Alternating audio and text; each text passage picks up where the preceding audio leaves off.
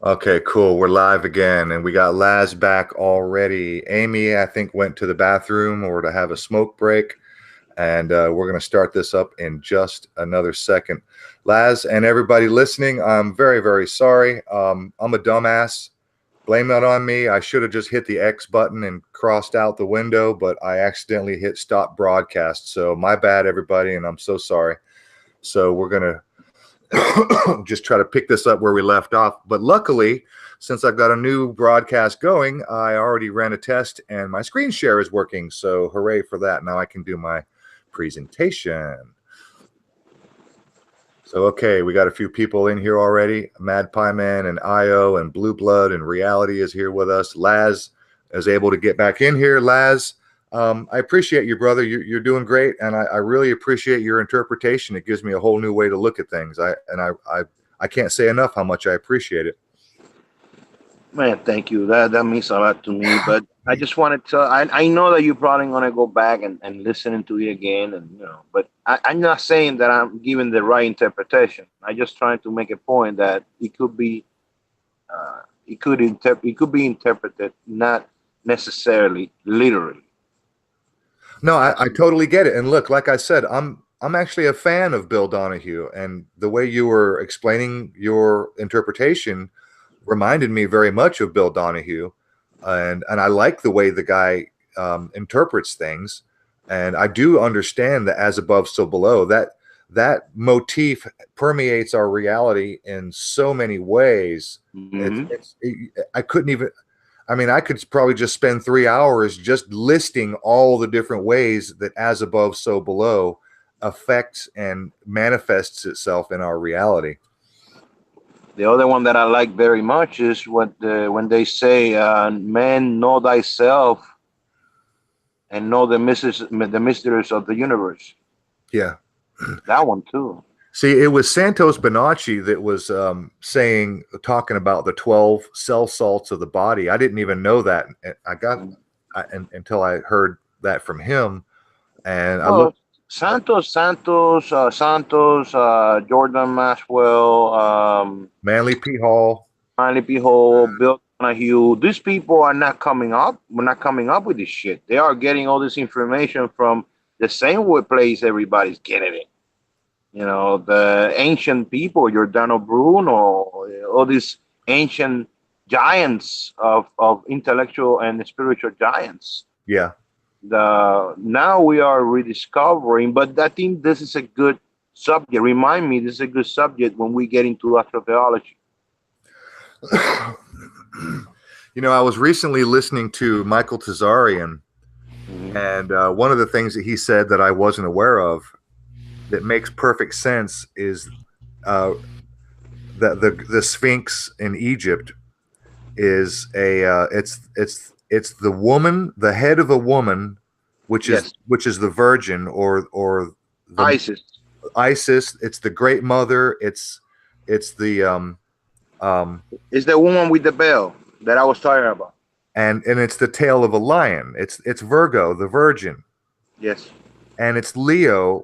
These are constellations because in the Kemet philosophy of ancient Egypt, they didn't see. This is where Santos Bonacci gets it wrong. Santos says that Aries is the first of the astrological constellations. Yeah, you got it wrong there. Everything starts in Aries, according to Santos. This is where he gets it wrong. Yeah, yeah. The ancient Kemet religion, they start in Virgo and Virgo. Yeah. it ends in Leo. Leo. Yes, it's And a process. that's why the Sphinx itself is an embodiment of the entire zodiac by having the head of the woman, which is the beginning, and the tail of the lion, which is the end of the entire zodiac. And it's all encompassed into one statue. It's a beautiful way that they. But see, you got to interpret the statue in the right way. Many people will just look at it and say, "Oh, that's a statue of the lion. Don't mean shit." Right? Yeah. That's what I'm trying to tell you. Yeah, and many people have said that the head has been recarved, which it has been. This is a fact. Yes, it's smaller. It doesn't fit the the It's not dimensions of the body. Yeah. And so exactly. it was thought that it used to be a dog, and the Anubis, that the head used to be the Anubis dog. One thing that they forget to destroy about the Sphinx is the nose. They didn't forget about destroying that.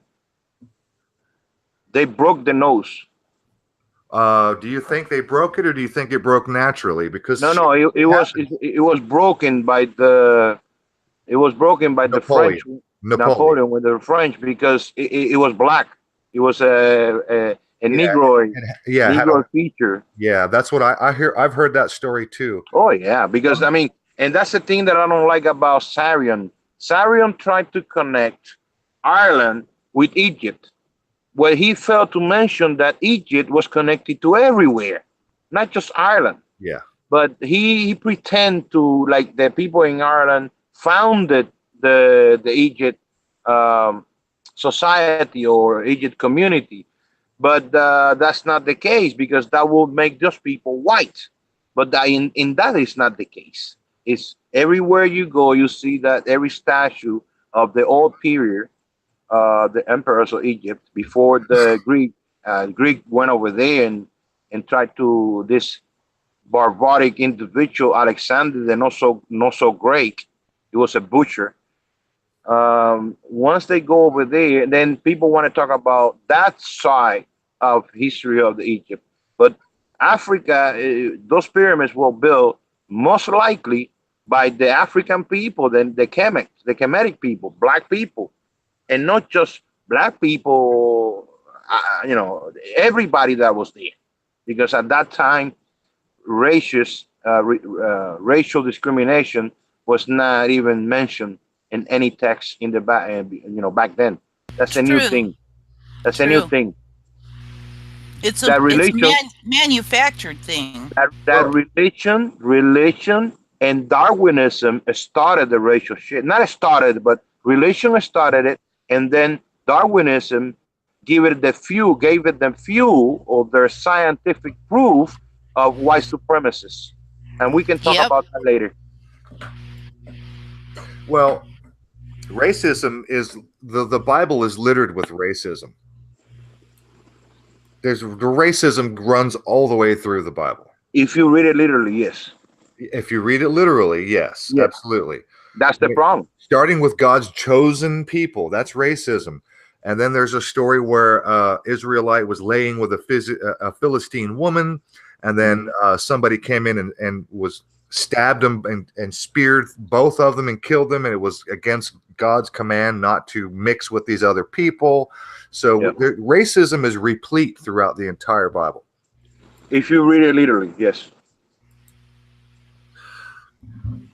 Well, I guess that's the main problem is people are reading it literally. I mean, we've got that's what I'm trying to tell you. Remember, if you go back to what I said.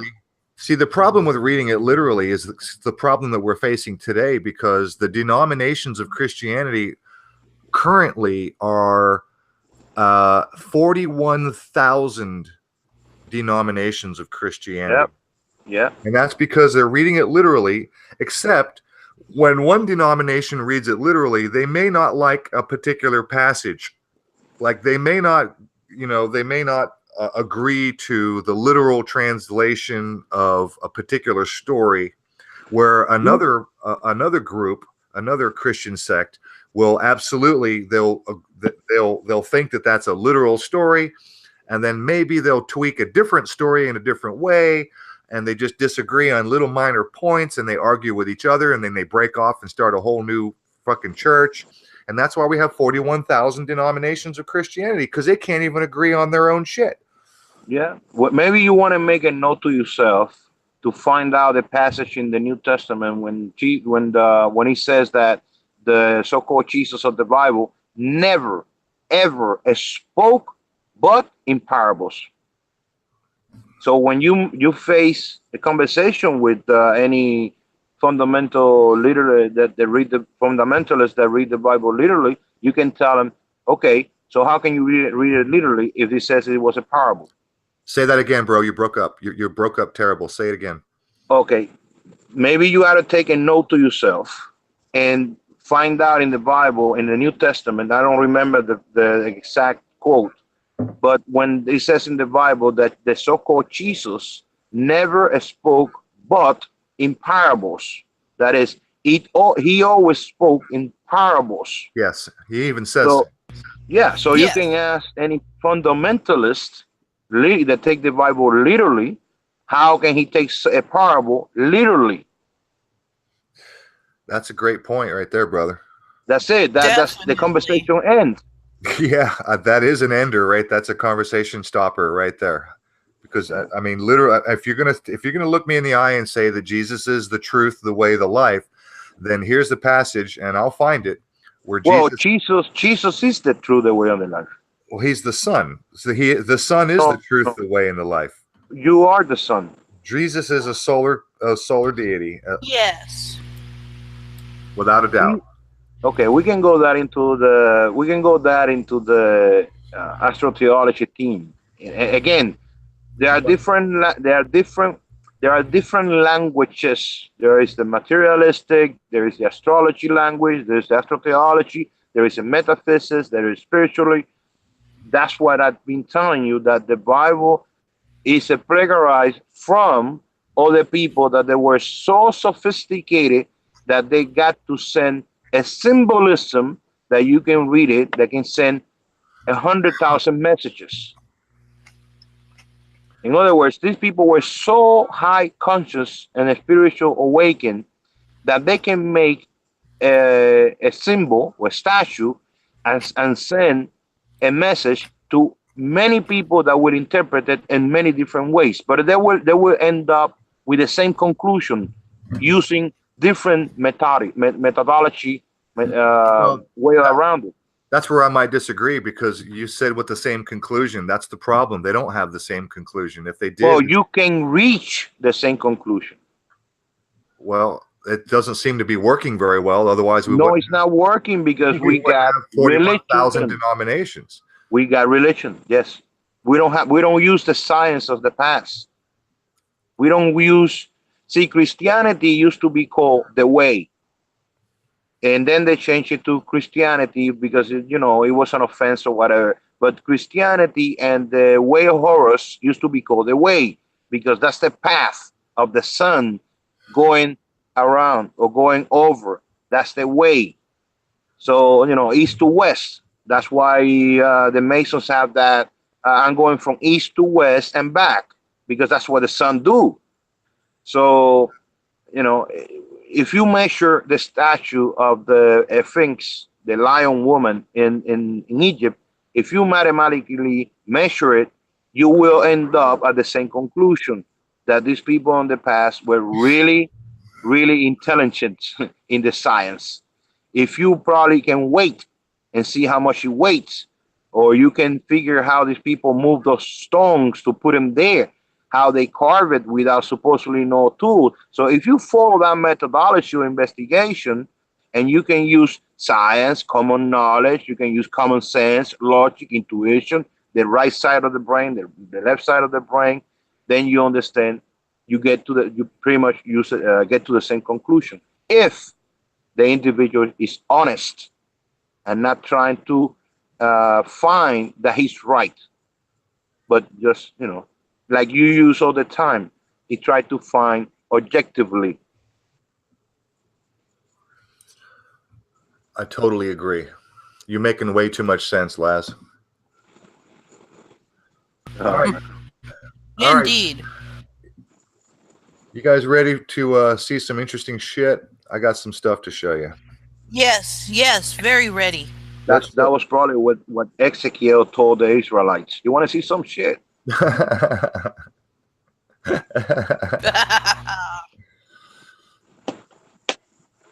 Okay, let me put some of this stuff away. And tell you what, I'm gonna close that. I'm gonna shrink that down. Okay, so I'm gonna have to open up another file, because I have to lay a little bit of groundwork first. So for those who are not familiar with the analemma, I have to lay this groundwork first. Most people think that Christ's birthday is December 25th. Now, this is a picture of an old world map. This is the Analema. This right here that you can, this figure 8 pattern.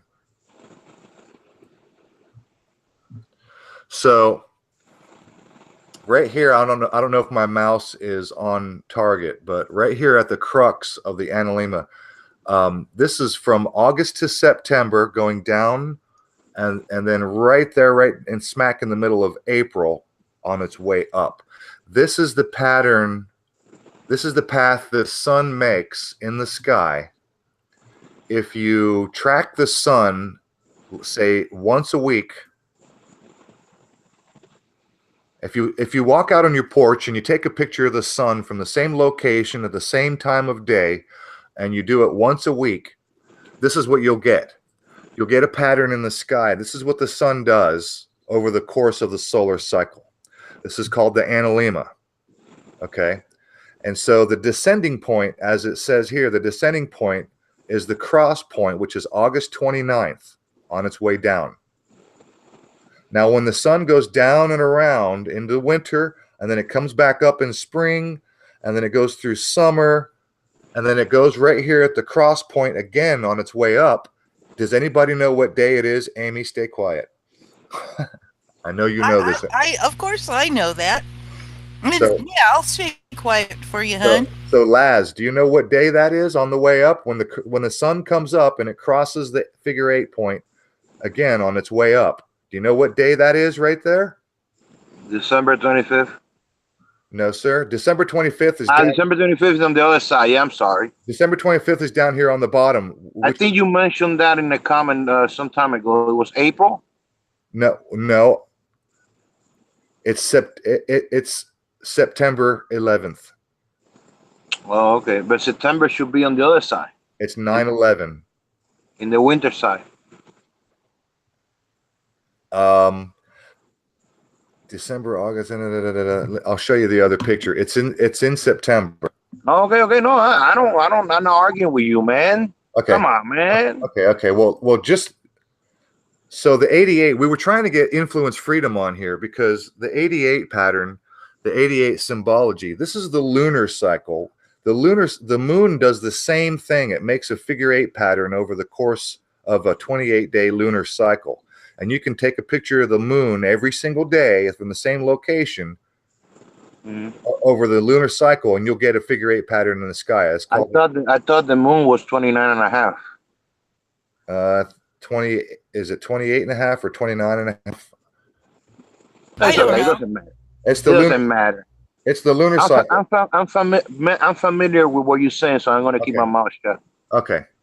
So just real quick, this is an interesting picture just for shits and giggles. There's a couple of crop circles that show the Analema. And then this is an interesting thing that I found not long ago. This is, and I don't remember where this is, maybe Ireland or somewhere over in England, but this is a stone Analema. Yeah. Stone.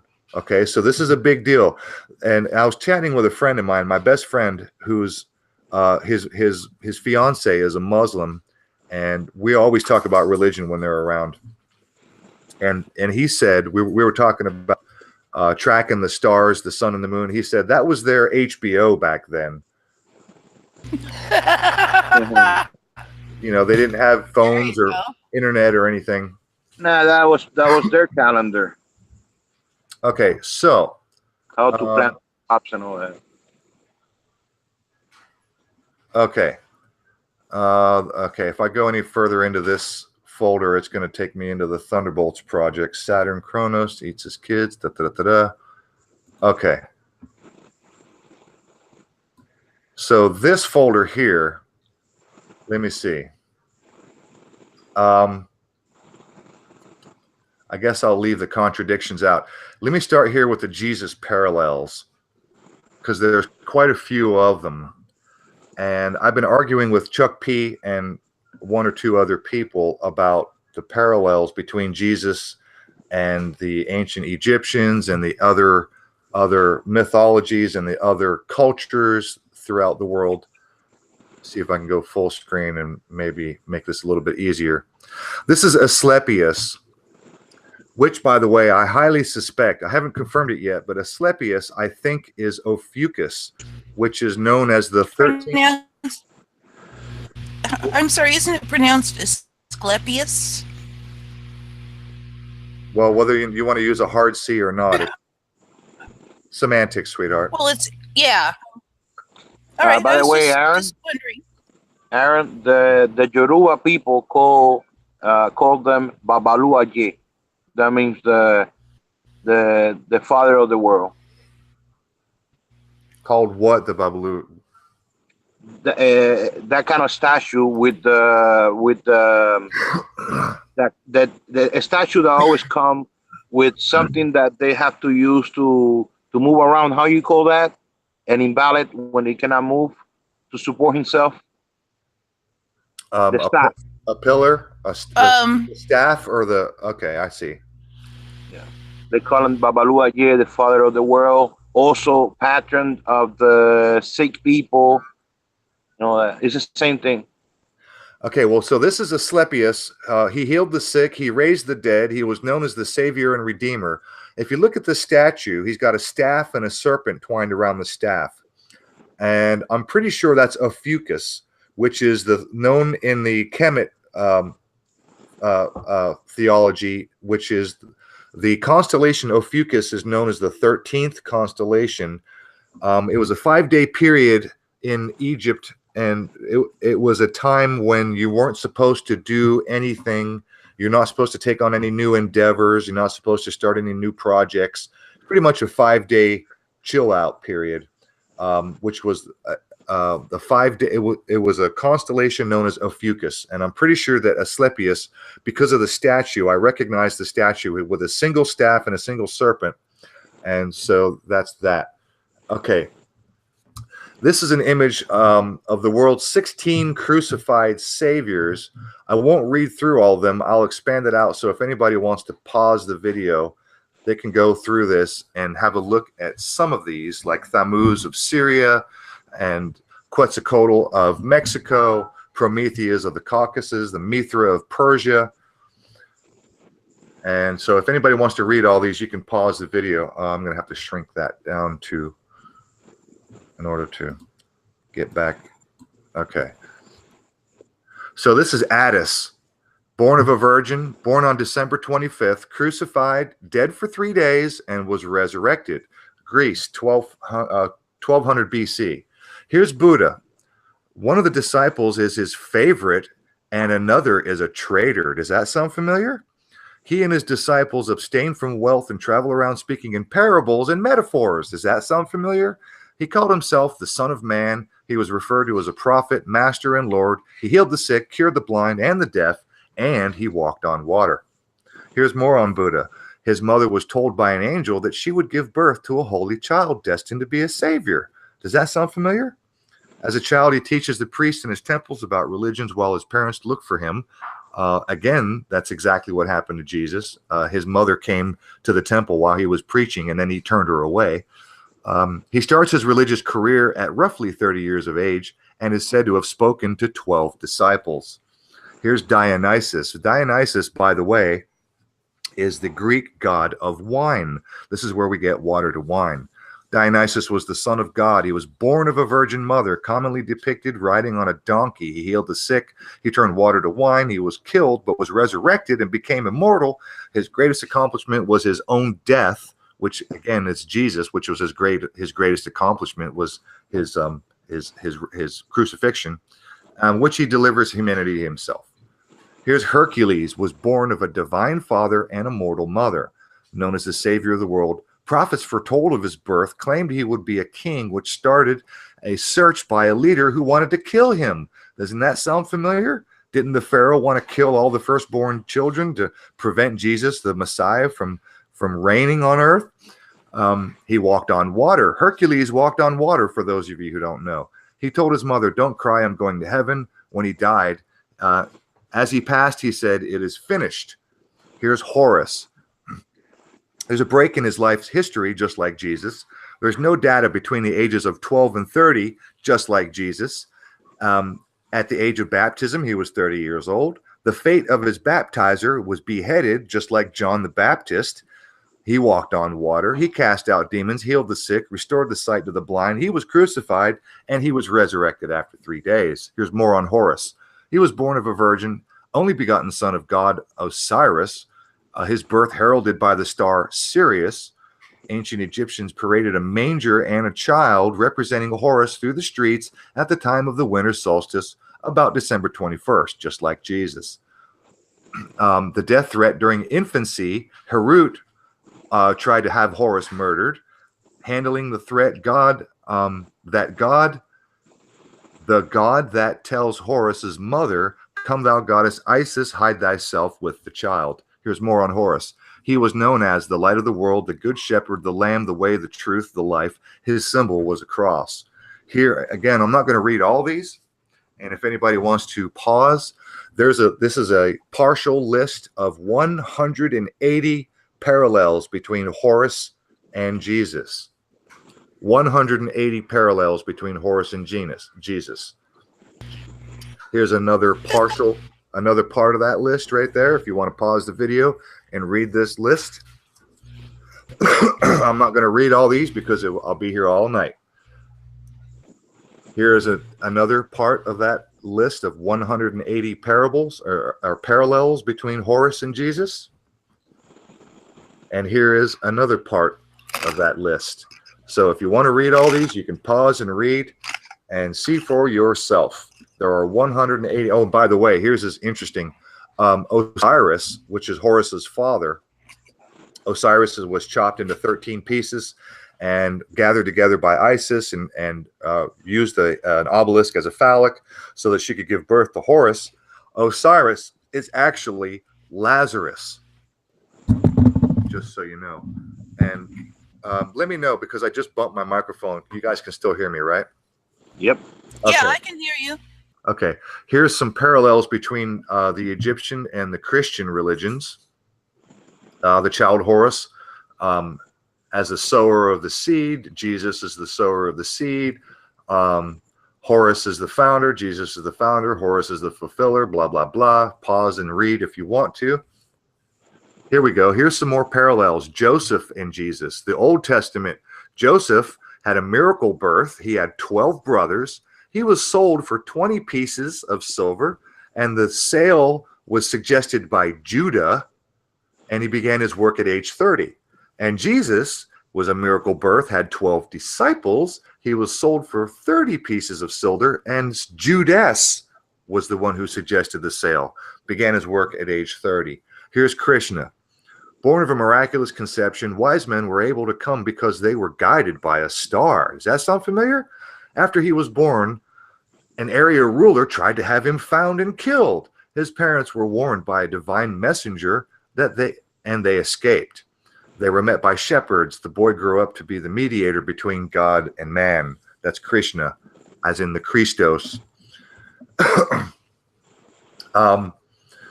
This is a list of some of the other dying and rising gods. And here are more dying and rising gods. Zalmoxis of Thrace, Zor of the Bonzes, Adad of Assyria, more dying and rising gods, Zoroaster and Mithra of Persia, Indra of Tibet, more dying and rising gods, Buddha, Krishna, Savalia, Zulius, Odin, Horus, Crete of Chaldea. Here's Mithra. His holiday is on Sunday. His followers called themselves brothers and their leaders fathers. They had baptism. They had a meal ritual where symbolic flesh and blood were eaten. That's Mithra. By the way, Mithra is Moses also, because Mithra slays the bull, just as is shown right here. Mithra is known for slaying the bull, just like Moses, which is Mysis of Akkad or Assyria, I think. Mysis of Assyria, I think. Mithra slayed the bull, just like Moses when he came out of the mount and he saw his people worshiping a golden calf. So out with the old, in with the new. Out with Taurus and in with Aries. Here's more on Mithra. Birthday was celebrated on December 25th. His birth was witnessed by local shepherds who brought him gifts. He had 12 disciples. When he was done on earth, he had a fine meal before going up to heaven. On Judgment Day, he'll return to pass judgment on the living and the dead. The good will go to heaven, and the evil will die in a giant fire. So here's Moses. Moses is Mysis of Egypt. He's Minos of Crete, and he's Manu of India, and he's also Mithra. Here's Osiris, born of a virgin, considered the first true king of the people. When he died, he rose from the grave and he went to heaven. Here's Sargon, which is also Moses. He's placed in a basket, set adrift in a river to avoid infanticide, rescued and raised by royalty, just like Moses. Here's Tammuz, born on December 25th, born of a virgin, Lord and Savior, the healer. He was mocked and humiliated, descended into the underworld, just like Jesus. He was raised from the dead. This is Sumeria, 2600 years BC. Here is from the Epic of Gilgamesh. This is Utnapishtim. He was a global flood caused by man's sins, intended for all mankind, sent by gods, ordered to build a boat, one door on the boat, at least one window, just like the ark, outside coating with pitch. Human passengers were family members, all kinds of land animals. Please turn a light on, sweetheart. Too dark in here. Thank you. He released a bird to find land. Just turn that. Thank you. Sacrificed after the. There was a sacrifice after the flood, and blessed after the flood, and then back to Asclepius. So I will close that window, and I will show you some really interesting shit. So, since Jesus is a solar deity, and I've already covered the Analema on September 11th, Jesus is born of a virgin, which is Virgo. And if you go and you look at religious artwork, like if you just go on a Google search and you look for the Virgin Mary, what you'll find almost always that she has a white robe and a blue cloak. And almost always she's standing on a serpent. As you can see, it's barely visible, but it wraps around and it goes behind, and then it comes up around on the bottom left-hand corner. She's standing on a serpent, but the moon is at her feet. Now, this orb that she's standing on in this particular image is more representative of the celestial orb, or the celestial the body, all the stars. So she's got the sun dress. There's little sun symbols on her dress. She's always in white and blue because women are associated with water. They give birth when their water breaks. Women are also associated with blood because of their monthly cycle. And every once in a while, you'll see the Virgin Mary dressed in pink. Mary is known as the High Priestess. The word Magdalene is known as the Tower of Knowledge. Here is another ancient, I think this is Renaissance painting of the Virgin Mary. Here she's wearing a red dress, but look at her feet. She's standing on the moon, and she's standing on a serpent. And I'm going to explain this to you. I'm going to open up Stellarium in a minute, and I'm going to show you exactly. This is Virgo with the moon at her feet, and she's standing on a serpent. That serpent is the serpent of Ophiuchus. Ophiuchus is the 13th constellation. He's known as the wrestler. He wrestles the serpent. And when you look at the constellations, the serpent of Ophiuchus goes right under the feet of Virgo. And that's why when you look at religious artwork from the Renaissance period, and plus or minus that time period, you almost always are going to see the Virgin Mary with a serpent under her feet. And 99.9% of the time, there'll be a moon under her feet. And as you can see here, this little cherub character on the left, on Mary's right side, what does he have in his hand? But he's got a chaff of wheat, because Virgo is known as the house of bread, and the constellation Virgo, she's carrying a chaff of wheat. Now, here's a couple more just to drive it home. Here's another Virgin Mary, and she's standing on a gray orb, which is the moon, and there is the serpent at her feet. Here's another one. There's the moon and the serpent at her feet. Here's another one. This, by the way, is a high priestess. This is a tarot card. This is a Freemasonic tarot card. Obviously, we've got the black and white, the day and night, Jacqueline and Boaz. We got the two pillars, but in between, we've got the Virgin Mary. She's dressed in a white robe, and she's cloaked in a blue cloak. And behind her are shafts of wheat and corn and grapes, and the moon is at her feet because September, which is the sign of Virgo, is the beginning of the harvest. That's why she carries a shaft of wheat. Nahash is the Hebrew word for snake, by the way, and some of these are out of order, so I'll just explain as I go. This is an interesting thing here from Leviticus. Who is not allowed to approach the temple of God? Again, this is out of order, but I'll just leave this up for a minute if anybody wants to read it.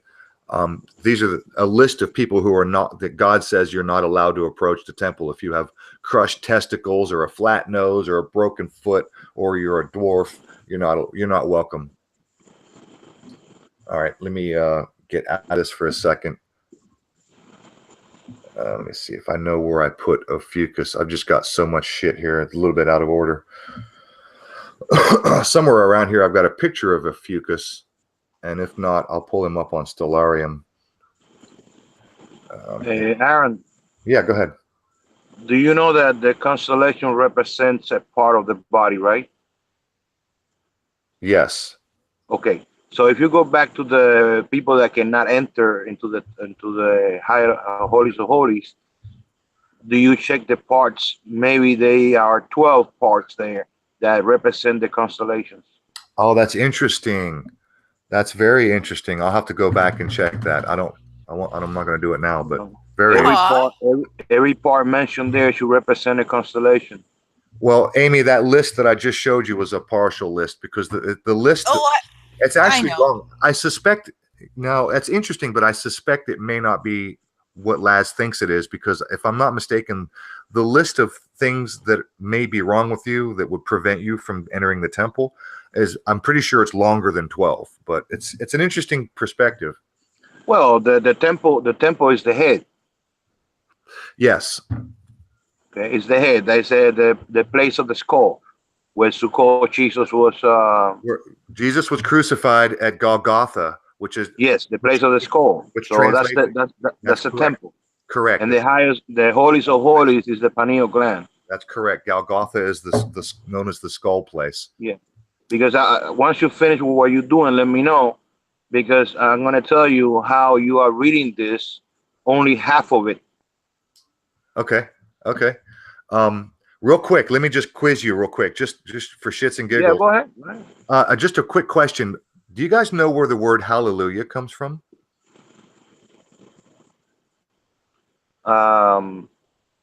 Seems I heard once, but it's been a while. Yeah, me too. Okay. Check this out. The etymology of the word halal. Hey, ha, means of or the. Lel or Lael is night or mountain. Okay. Halel, behold Mount Lel. Lucifer. Well, every time you see a reference to the mountain in the Bible, is nothing more than the same thing. The skull is the highest place. Just you can call it. No. Well, maybe not always, because Yahweh is actually a volcano god mixed with an air god. That's an amalgamation between an air god and a volcano god. If you read it literally, yes. But when any reference, pillar of fire by night and pillar of smoke by day, that is a volcano. Yes.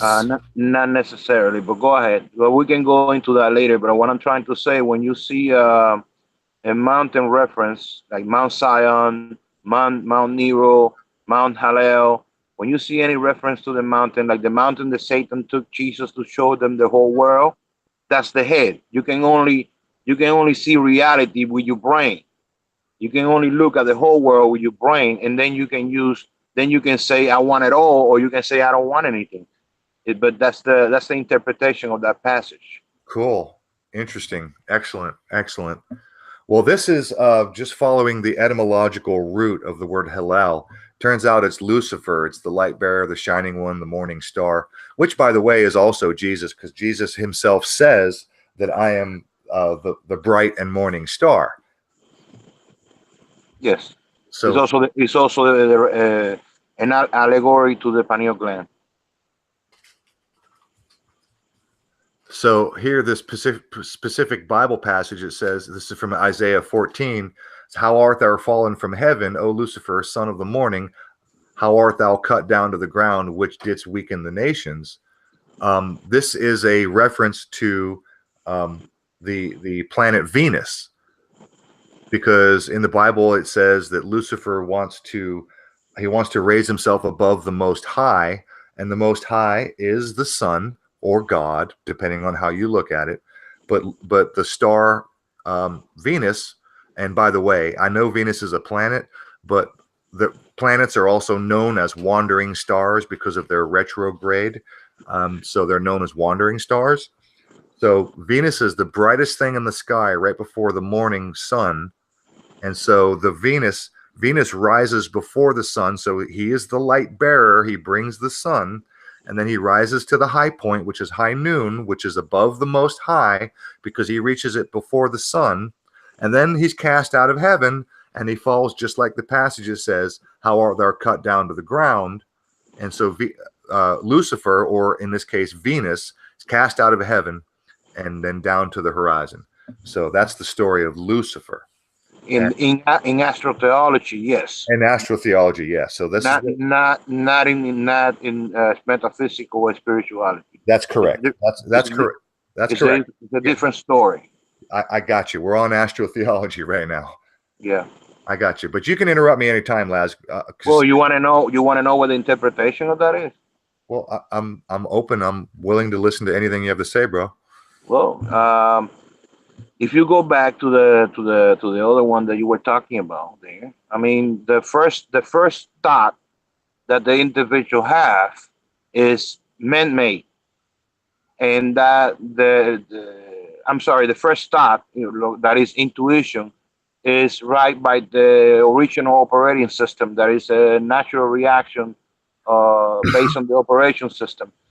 The other thought that the individual have when they cannot interpret things right, or cannot understand, or cannot accept it, is the lower mind. That is the individual personality. So they're talking about individual natural state or personality. So personality, if the higher mind stop functioning and the personality take over, then how low can you go when you think that you know better than the original operating system that is in the individual. Man, you really got your finger on the spiritual aspect of all this stuff. I don't know. I'm trying to tell you how I see it. Either I'm not saying I'm right or wrong, but I'm telling you another interpretation from the spiritual point of view. I'm just telling you, you're making a lot of sense. Because you spend a lot of time researching evolution of man from the materialistic point of view, and I spent almost all my life studying the evolution of conscience in man. So to me, when you talk about evolution, I look at it as the evolution of consciousness, and you look at it as an evolution of the body of the human being. So. But then again, there's also other interpretations of that passage. So I'm just saying that that's the way I see it. If anyone in the chat can correct me or whatever, it doesn't matter, because I'm here to learn. Well, it's not like I've ignored the spiritual aspect.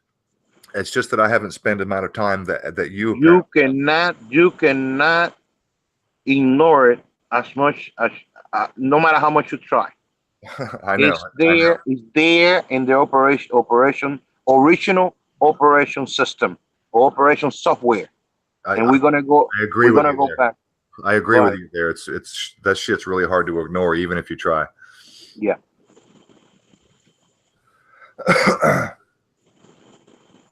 Okay, so Halel is actually the original name of Lucifer. And so it's where we get the word hallelujah. And I And just probably where we get the word for hell. yeah, probably, absolutely. Yeah, I wouldn't be surprised at all. Okay, so let me see. I'll tell you what I'm going to do now. I can come back to this file because I've got tons and tons of Bible passages and contradictions that we can cover if you want to. Here's something interesting just before I forget. Nahash is the Hebrew word for snake. Now, you guys have probably all, except for Amy, because she doesn't watch movies or TV, I assume you've seen Harry Potter. I have seen one Harry Potter movie. Okay, well, Harry Potter was what they call a parcel tongue, which means that he could speak to animals. And in his particular case, he had the ability to speak to serpents. He could speak to snakes. Mm-hmm. And he spoke this weird language that was littered with S's. It was very S dominant, right? Right. It was phonetically dominant with the letter S. And this Nahash, when I came across this Nahash, which is the Hebrew word for snake, it immediately rang bells in my head because I'm a Harry Potter fan. I'm a nerd, and when I saw this Nahash, I remember when Harry was speaking to the serpents in the movie, he actually said that word Nahash. And it wasn't until way after the fact, when I came across that Hebrew word for serpent, that it dawned on me that, oh my God, they weren't just making shit up for Harry to say. Yeah, exactly. Well, if you don't understand the body talking to you, then you don't talk the language of your body. The snake, the way the body talk to the individual in the head is through that language. And astrotheology seems to permeate our world in crazy ways. Let me see. Oh, you know what, everybody? I forgot to mention Gandalf has been busy, and he might be joining us because I just got a Skype message from him. Let me see real quick. Let me see. I'm just going to tell him to come on in.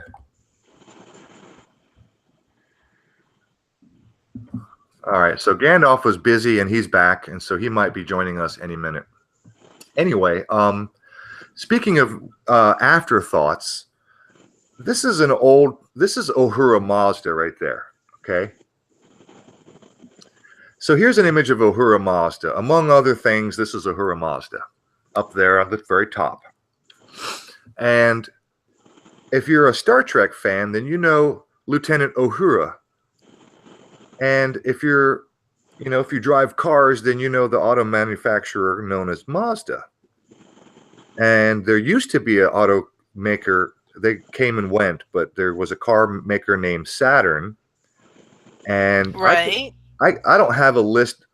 This is a list that I wanted to make. I just haven't done it. Let me see. The Dodge manufacturing company, they have the Dodge Ram. And Nissan, the Japanese car maker, Nissan, is the Hebrew month of Nisan, which is, I think, in April, which is the month of Nisan or Nisan, depending on how you pronounce it. And Ford, by the way, has the Ford Galaxy. And I'm just thinking off the top of my head, but I mean, I could go through almost all of them, and I've just shit that I've noticed in my travels that I find. That's what I asked you when you asked me one month that was, or what date that was, and I told you April, because in the Bible, pretty much everything good started in Nissan, pretty much everything. Yeah. So that's what I assume it was April. Well, what brought me to April on that date, not specifically in the Analema, but for like Jesus's birth is the fact that they were going going to pay taxes, and taxes have been collected in April gazillions of years. Yes. And that's what I figured Very it was long time. April. I figured it was April. That's right. And the tax collector is represented by the scales because they would sometimes gather wheat and barley and crops and goats and sheep, and not always money. So they would weigh out. They worry about what the weight was that they were collecting. That's right. That's right. So let me see. I'll tell you what I'm going to do real quick. I am going to open up, and I hope my computer doesn't crash because Stellarium is a pretty hefty program. I'm going to start up Stellarium. I want to show you guys a couple of things. You probably will crash because right now you're just putting out those pictures and it's buffering. Yeah, it's doing the robot thing. Hopefully. That's because I'm looking at the Hangout window and it does that every time. So that's okay. Oh, okay. It's showing you what's on my screen, and there's a feedback loop, and so it does that. And this program takes a moment to open up, and it's starting. So just give this a second here. So Aaron, before you go into that, let me ask you a question. You mentioned before that you can see the correlation of the above, so it's below the macro and the micro, right? You can see that relation. I see it everywhere I go and everything I do, because every aspect of life, my friend. What you're going to talk about now is the macro. Yes. What I'm going to talk about now is the fact that this program, Stellarium, which shows you, this is an amazing piece of software. You can look at what the stars and the sun and the moon and the planets are doing at any given moment in time, going all the way back to the birth of Christ. And you can look at the stars from any place on Earth in any time you want to. You could go and look at what the stars were doing in Jerusalem 2,000 years ago if you wanted to with this software. Now, what I need to do is I need to turn on a few constellation lines. Let me see. I'm going to turn on constellation labels. I want to turn on the constellation artwork. And then what I can do, I need to open up the timer so I can crank the clock. And I forgot where that is. Ground, cardinal points, atmosphere, deep sky. This thing's got just shitloads of tools. Planet labels, night mode, satellites. It tracks satellites, all kinds of shit. Set normal time rate, decrease time speed. Here's another toolbar. I think there it is. Date time window. There it is. Okay, you open up this date time window right here that I have. This thing right here.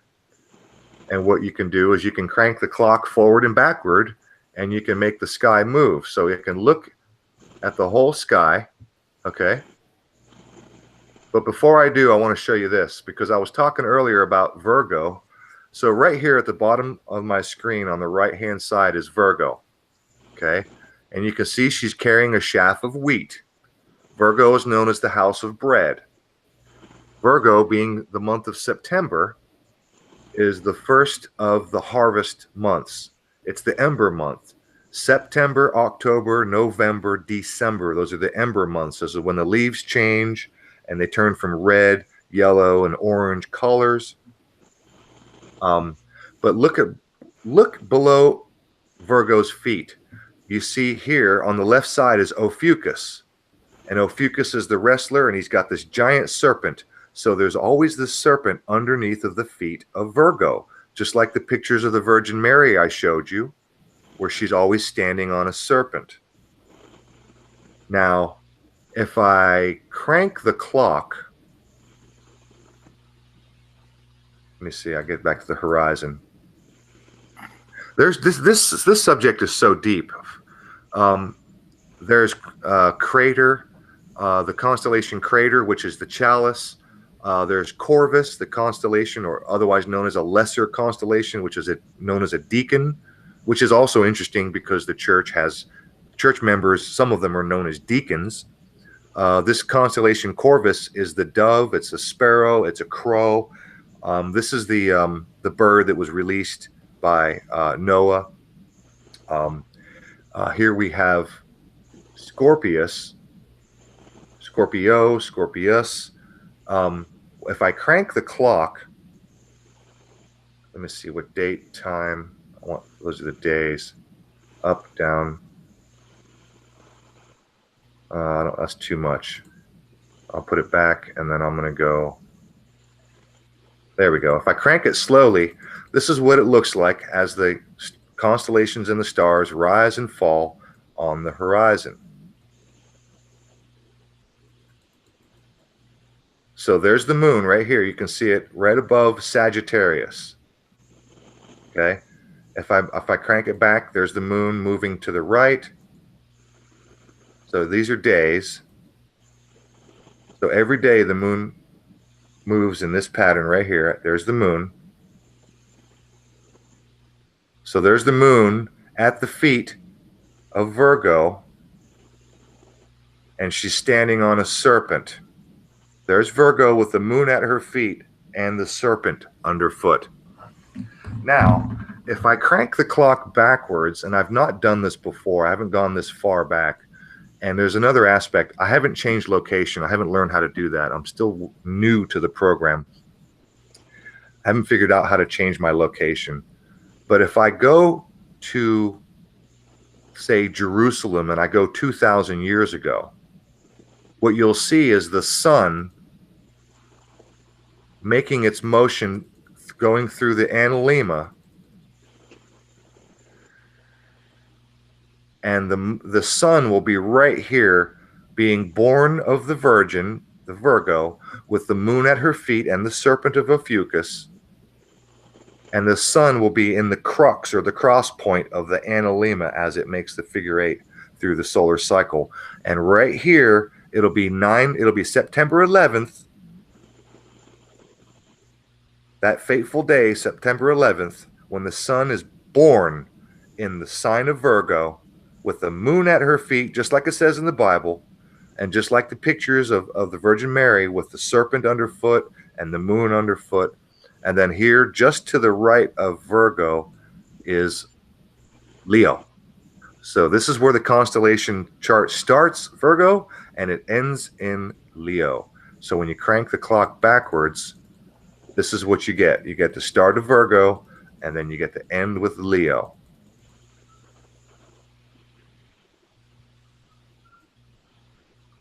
So when it comes to astrotheology, this doesn't just apply to theology. The interesting thing about this is every story you've ever heard in your entire fucking life, from Puff the Magic Dragon to Alice in Wonderland, I don't care what story or what fable or nursery rhyme you ever heard, it's written in the stars, all of it, every single bit of it. I'm not sure if I can, yeah, I can shrink that down a little bit right there.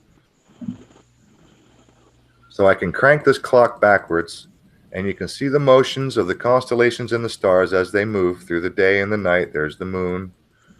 There's the constellation of Gemini, which is the twins right there, Castor and Pollux, right there in the sign of Gemini. The two twins, Castor and Pollux. Now check this out. You know the story of Alice in Wonderland, for instance. Alice looks through the looking glass. Yeah? Everybody knows that, right? Yep. Right here above the constellation Hydra, we have the Sextans constellation. Right below Leo is the Sextans. A sextant is a tool used by mariners to navigate. They use the navigation tool to chart the stars, and it would tell them where they are. A sextant is known as a looking glass. Alice is Virgo. So Alice, okay, Gandalf just finished eating. He'll be in a couple of minutes. Alice looks through the sextant, looks through the looking glass, and what does she see? If you draw a line right straight through Virgo, straight through the sextant, what do you see? You see the dog star Sirius right there on the horizon. Everybody see that? right there in the bottom center of the screen. Yuppers. There's Sirius, the dog star. And what is the dog star doing? But he's chasing the rabbit, Lepus. There it is right there. Look at that. Nice. So that's Alice looking through the looking glass, chasing the rabbit down the rabbit hole. And the rabbit goes down, down, down as the constellations go down below the horizon. Not only that, but in between, we also have the constellation Pyxis right here, which is right there. The constellation Pyxis. And what is that? But it is a compass. And look, that's a giant ship. And I forget the name of that constellation. Let me crank this up and see if I can get that. This constellation is huge and recently has been split into 3 separate constellations. Change the days. There it is, coming up. Change the months a little bit. This constellation is the ship or the boat, which is the Ark. The Argo? Argos, thank you. Yes, Argos. So Alice's father in Alice in Wonderland, if everybody remembers the story, what is her dad famous for? She's wealthy. Her dad was a shipping magnate.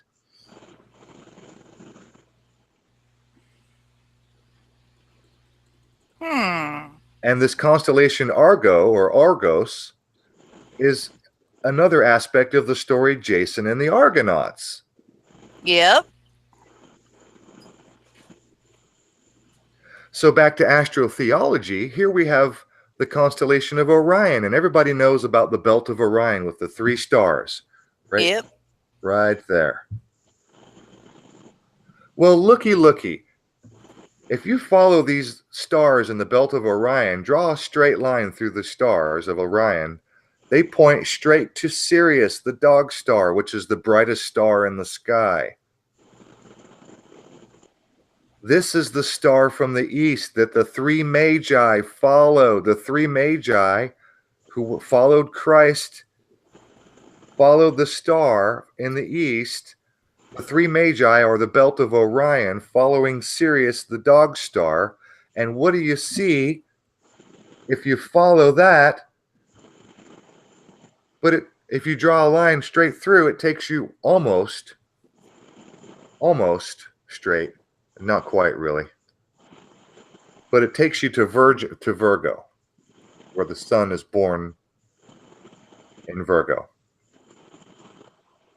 Now, I have to crank the time scale all the way back, I think, and I have to relocate. I have to go to Jerusalem to view the sky, and I still don't know how to change my location.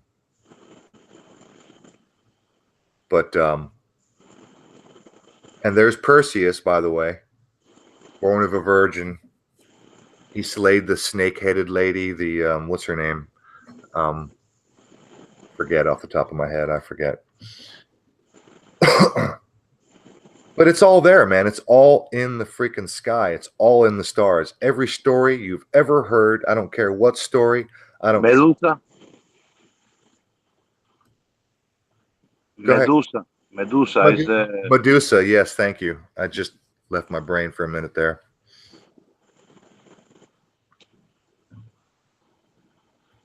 So yeah, man, every story you've ever heard in your entire life is right here in the sky. I'm curious. What if it's a story that your dad made up?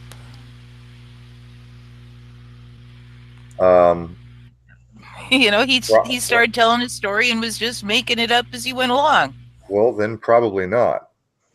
Yeah, that's what I'm thinking. So there must be some percentage of stories that are stories that people just made up. Yeah, but that doesn't count because, I mean, if I told you the story of Alice in Wonderland, you know what I'm talking about.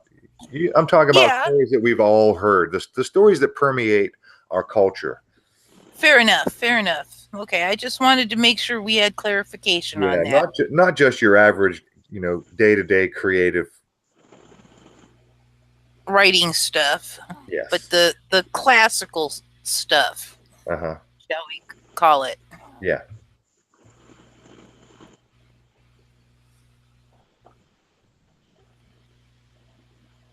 So in the stars, we have the constellation of Sagittarius, and it's not on my screen right here.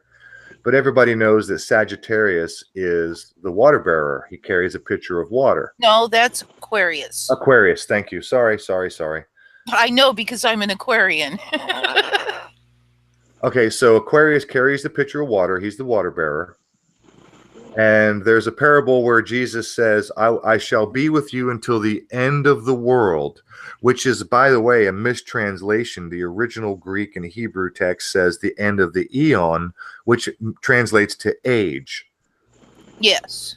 And the Earth, the precession of the equinox from one constellation to the next is known as an age.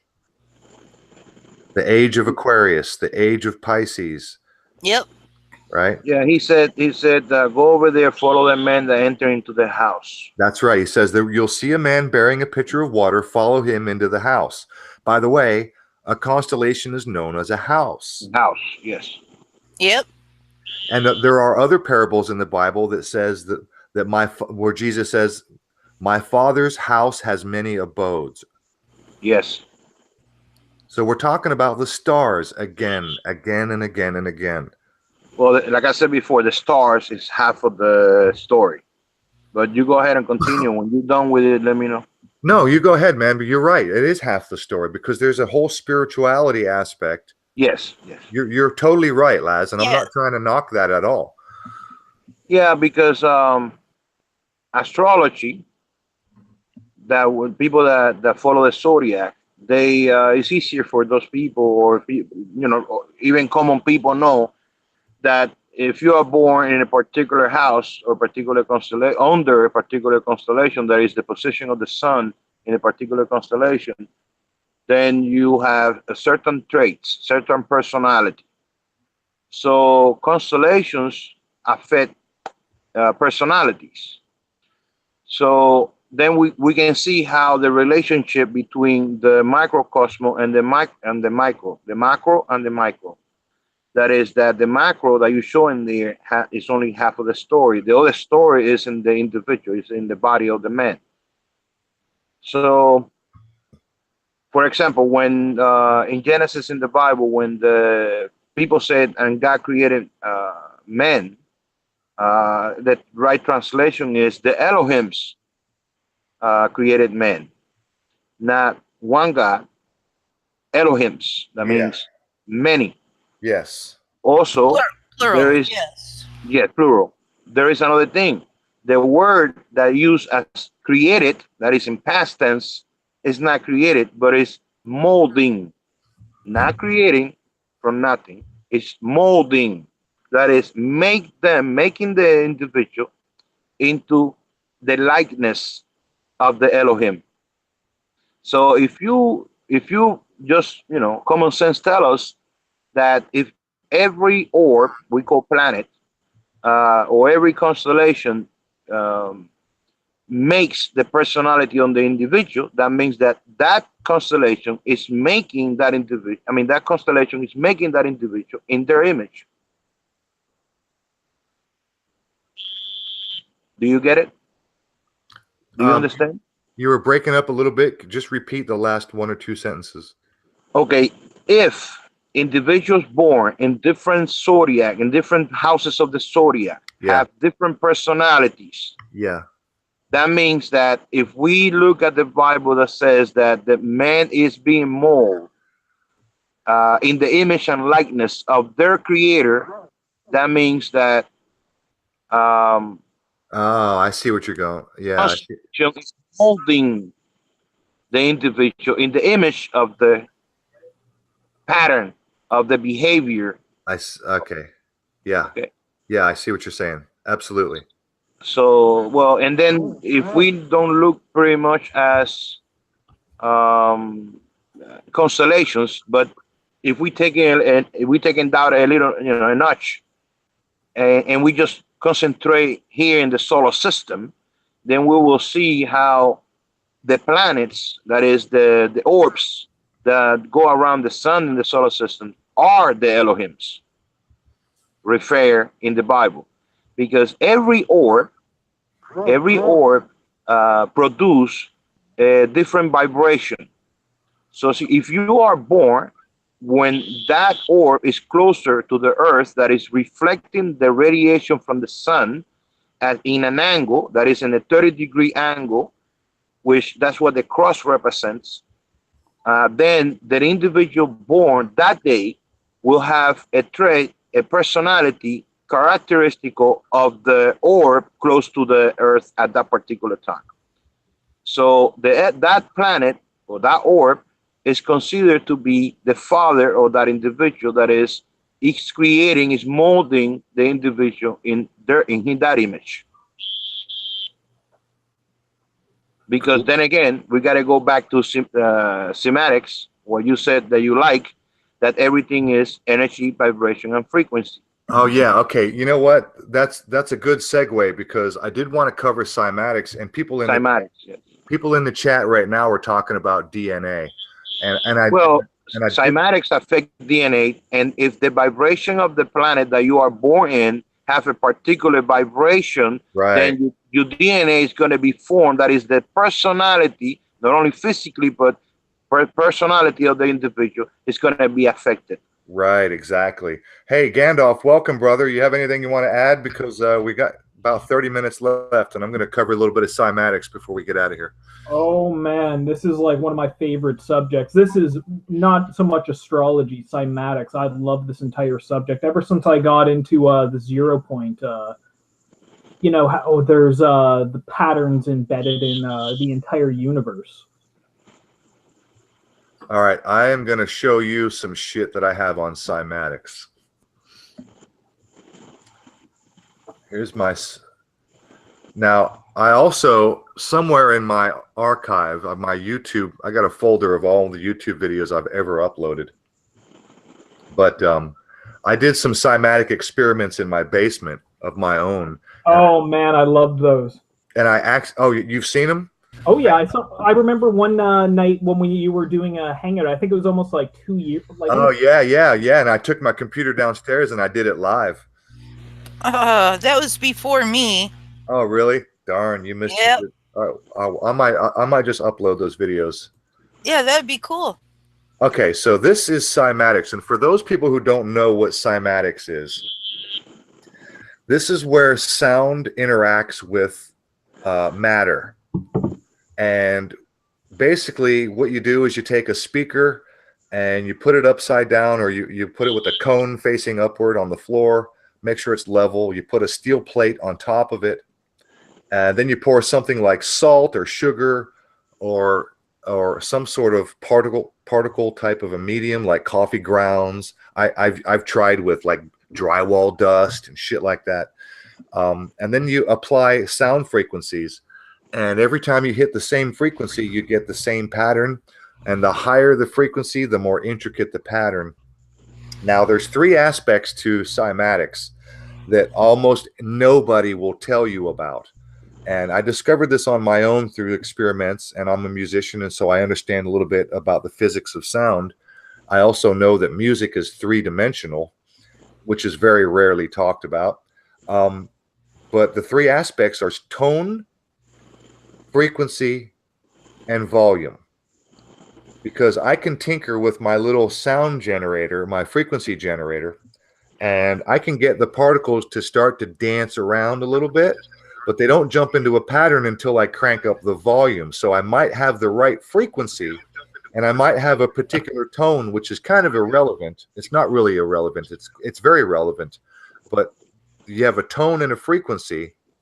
And the difference between tone and frequency, for those who don't understand, is the difference between an A note on a guitar and an A note on a piano, or an A note with a human voice, or an A note on a trumpet.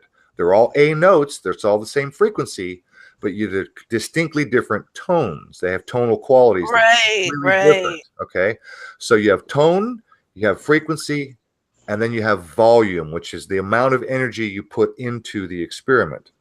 So in this case, we get a pattern like this, that gives you the hexagram pattern with the circular pattern also following. But here's another one here. This is a cymatic, an image of a cymatic frequency. And you guys tell me what you think that looks like. I think it looks like a Coral reef. sponge. Coral to me. A coral Yes. reef, a brain. Sponge. Exactly. How about this one? What is that? These are cymatics, by the way. What does that look like?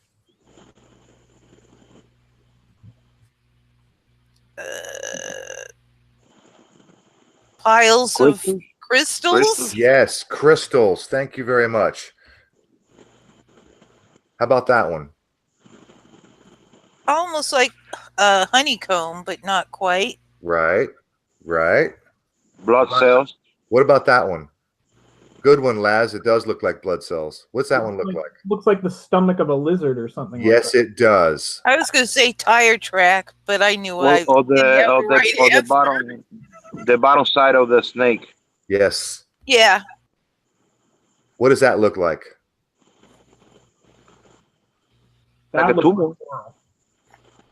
A tumor. Landscape. Yeah. Definitely could be landscape. So this is macro and micro. What does that look like? That Fish- looks like a fish. Fish bones. Yeah. What does that look like? Caterpillar. Kind of looks like a human spinal cord That too. or a human spine. What does that look like? That looks like galaxy formation. You're fucking A right. Yeah. You know, the interesting thing about cymatics, when you watch the interaction with the particles as they're interacting during a live experiment, you can see that there's a twisting motion. And so the whole cymatic action is happening in 3 dimensions. Yep. Now, But let me ask you, Aaron. hang on real quick. You can hold your question. I just want to say that this particular image that I'm showing right now, for anybody interested in the subject of cymatics, the image I'm showing you right now is a opening thumbnail of a video, and everything here, all the information. If you want to pause this video and go and do a search and find this particular documentary, I think this thing was made in the 70s. Okay. This for Border of Chaos. If you were interested, check this documentary out. I'm pretty sure this is the bit where Arthur C. Clarke talks, right? I think so, maybe. But also, look, the guy sitting there, he's sitting in front of an old Indian rug, and look at the pattern of the rug. It's a cymatic pattern. Yep. So go ahead, Laz. Oh, I was going to ask you, you said that you did the experiment and you have the speaker, you have whatever material you were using, and then you have whatever apparatus that make the sound, right? Or transmit the sound to the speaker. Yeah, that was a CONHWC. I think that might have been maybe number 10 or 12 or something like that, wasn't it? It was an early show, but basically, Laz, you've got you hook up a speaker to a frequency generator so that you can adjust the frequency. Okay, that's what I'm trying to get. You have a frequency generator, you have a speaker, and then you have the substance. Yes. Okay, so if you have the sun and you have the planet, then the planet will transmit that vibration and That's create. right. Correct. And so that's what I'm trying to get. That's what I was telling you about the Elohims. So whatever planet is at the particular period of the Earth's history is closer to the Earth, it will bounce out that energy from the sun, and it will create a type of life. That's correct.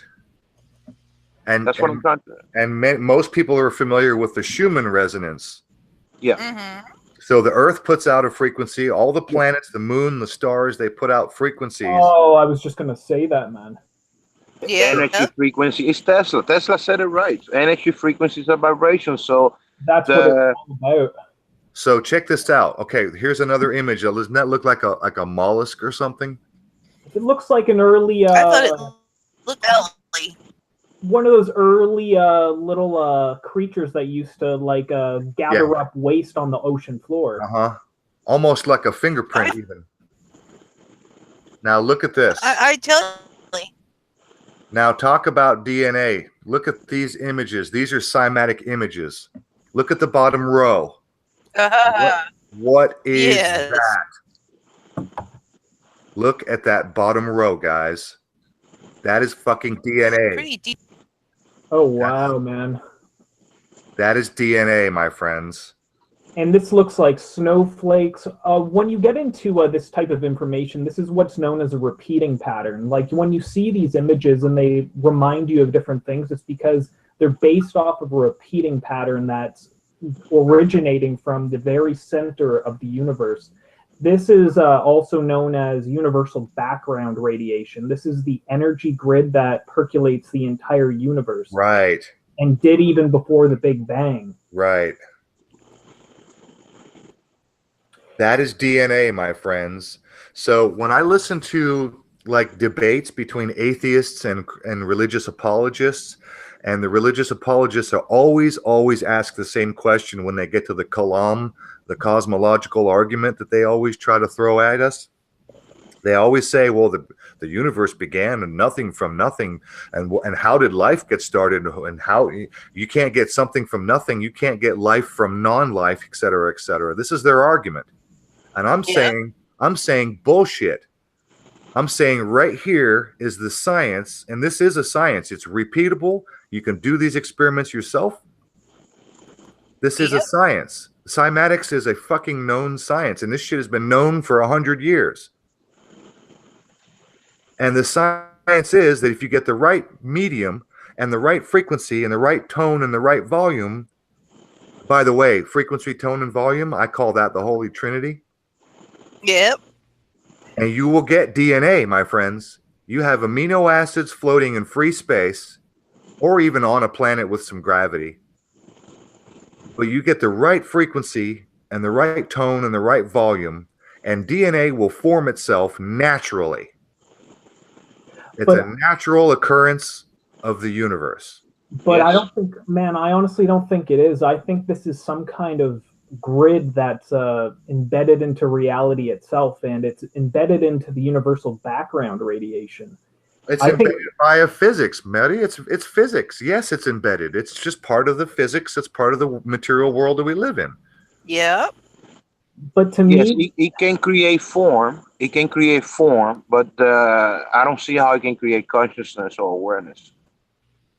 I think that's I think the reason that we see that is because we're at this low level understanding of the universe at this point. We still don't understand everything there is to know, aside from what some guy in a lab suit's going to tell you.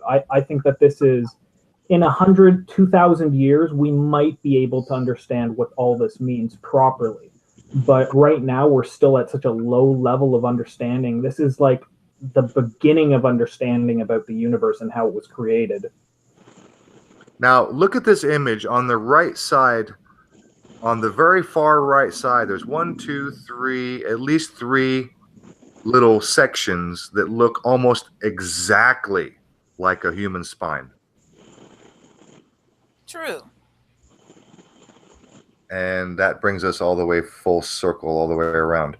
Now, while I'm screen sharing, I will try real quick.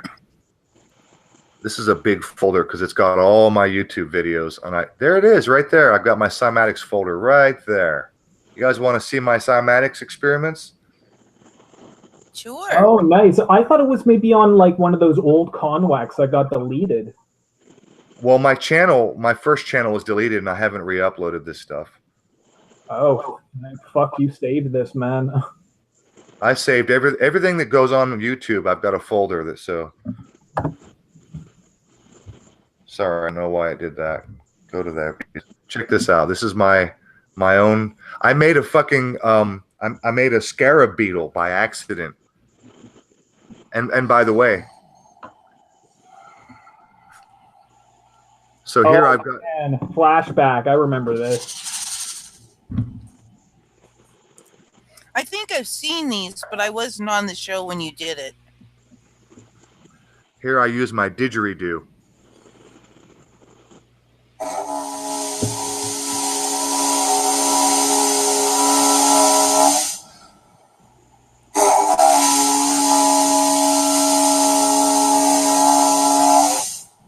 Wild.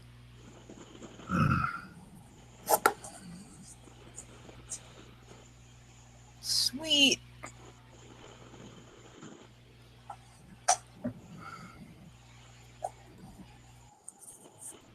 See, that's how the Kemetic people move the big blocks around. Exactly, Laz. Yep.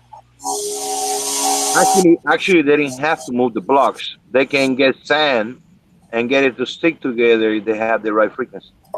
If I could ever find the footage of those guys who used to, what they would do was they would circle the rock with the metal drums, and they'd all at the same instant bang on their metal drums. It was like some type of aluminum. And they eventually were able to push, one guy was able to push his hand into the stone, and it was like the stone became like cement. He was able to put a handprint into the stone. Wow.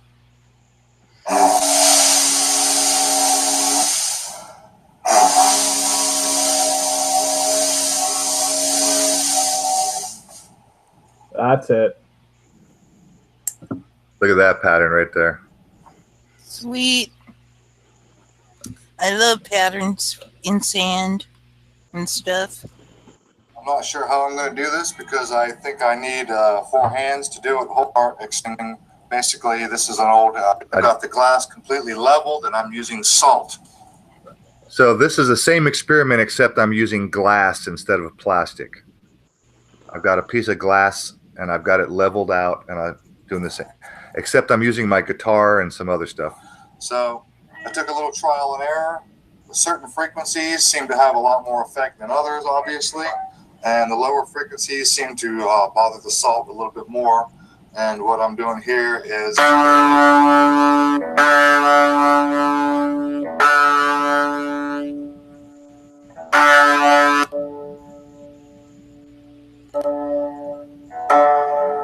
wave.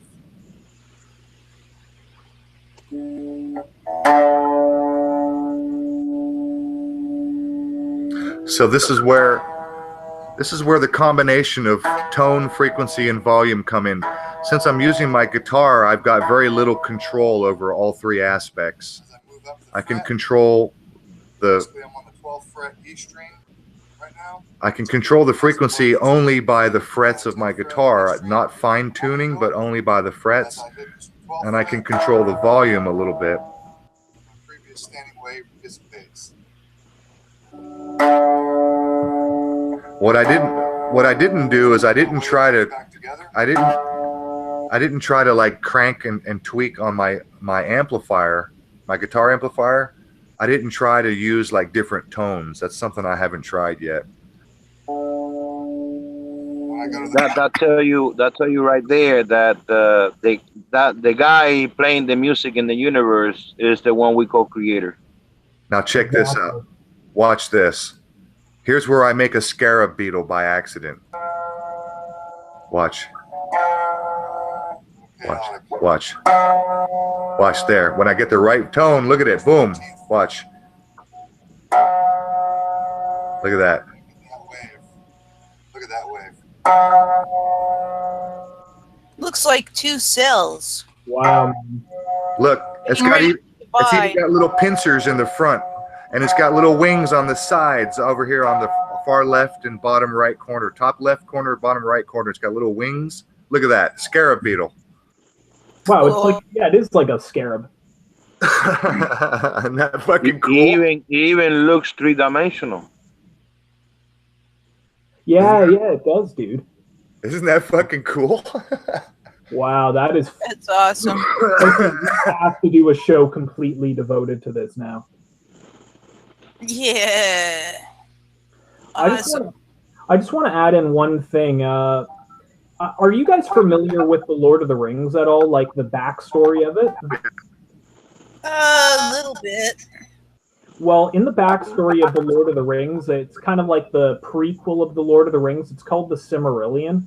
Oh, geez. Oh, the Silmarillion. Oh my gosh, that is. I tried to read that. Oh, we lost Ruth. I could not. Okay, well, while we're waiting for Ruth to get back, I'll just mention this. Well, and it relates to this in my mind completely.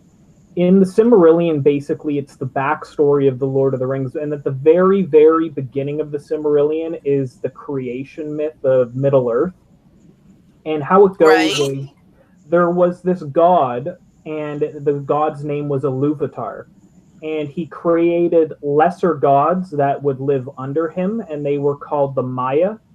And the Maya, basically, there were ones like Manwë, Yavanna, and there was Melkor, who eventually was like the big bad guy, who was like the guy who came before Sauron. But basically, Iluvatar instructed the Maya, so these lesser gods, to create a type of music, and he gave them the exact type of music that he wanted them to play, and they went on to play this music. And it said in the Silmarillion, the prequel of the Lord of the Rings, that this vibration and this frequency gave form to the entire universe, and it gave form to Middle Earth itself. But there was one guy who used to like to play the music slightly off key, and that was Melkor. And it was Melkor's tampering with the music that Iluvatar had given the gods that created the disturbance which led to the darkness existing in Lord of the Rings. Yeah, that's astrotheology. Something's always creeped me out when it comes to cymatics and the Silmarillion creation story, that it was vibration and music frequency that gave birth to the entire universe. Yeah. Tesla said, energy, frequency, and vibration. Yeah, and I think we're at the very beginning points humanity is of understanding this. I'm certain that they got some laboratory somewhere underground, somewhere where they've been experimenting on this for 50 years. And they probably actually we got it before. We rediscovering now. Because that's what all the monuments, that's what all the holy books and the stories and the holy book that talk about the constellations and how influence life in this planet, that's what they talk about. So they knew. Now we are rediscovering.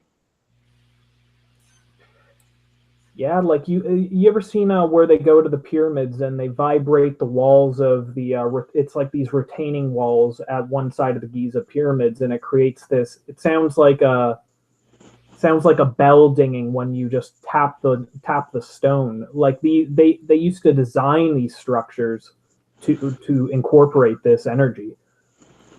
Look at it this way, G. If you can match exactly the vibration of an object, you can lift it. You can move it around. It will have no weight. And if you can vibrate raw material at the same frequency of the object you want to create, then you can duplicate that object. So if you get, let's say you get a cup, made, and any cup, and the exact frequency of that cup, you can duplicate that cup out of raw material. You don't need a production line. You can just use frequency to create objects. Man, that's fascinating, bro. Hey, Blue Blood said he's got a glass coffee table and he's going to try this experiment. Blue, I just want to give you a piece of advice, a warning to you. The salt, if you use salt or whatever medium, you might try sugar, you might try other types of small particles like sand, coffee grounds. Like I said, I tried drywall dust, all kind of different little particle mediums. If you're going to do this on your coffee table in your living room, I recommend you put down a big fucking drop cloth, because that shit bounces off the table and you're going to get salt or sugar or whatever. It's going to go all over the floor, on the carpet. So my advice right off the bat is be prepared to have whatever you use, it bounces around and half of it bounces off and you're constantly having to add salt to the experiment. Make sure your coffee table is as level as you can get it, okay, from corner to corner, left and right. and diagonally make sure it's perfectly level. And just make sure you start off with like a tarp or a drop cloth to catch the shit as it falls off the table. So you don't make a mess in your living room because it won't stay on the glass. Trust me. So if you try that shit in your living room, you're going to make a mess. Or just vacuum afterwards. Yeah, well, I mean, just a bit of sugar. I want to let you know that stuff, it goes everywhere. But it's so interesting because I use drywall dust. I'm a contractor, and I gathered up. I was doing a job, and I sweep and cleaned up all and I was doing this experiments, and so I was doing this job, and I collected my drywall dust in a separate bag, and I brought it home, and there were little pieces, little chunks between the fine dust. There was fine dust, medium dust, and then there were like little tiny, like broken pieces, like the size of coffee grounds, and then there were some pieces that were even bigger, and they all acted differently under the same circumstances. So the sound frequency affects different matter differently. Okay.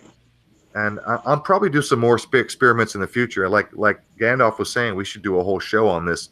I'll take my computer in the basement and we could just have some fun. You know what I mean? Oh, that'd be great, dude. Like years on. And you should see what drywall dust does, because it's like explodes, man. It builds into these little piles, and then it like a little explosions at the top, like a volcano. Puff, puff, puff. And then drywall dust is so light, man. And you can see the fucking dust build itself into a pile, and then it comes out the top, and it falls down, and it gets collected at the bottom. It gets pulled in from the bottom, and then it gets pulled up through the top. And you see this three-dimensional thing happening with the dust. It's fucking amazing.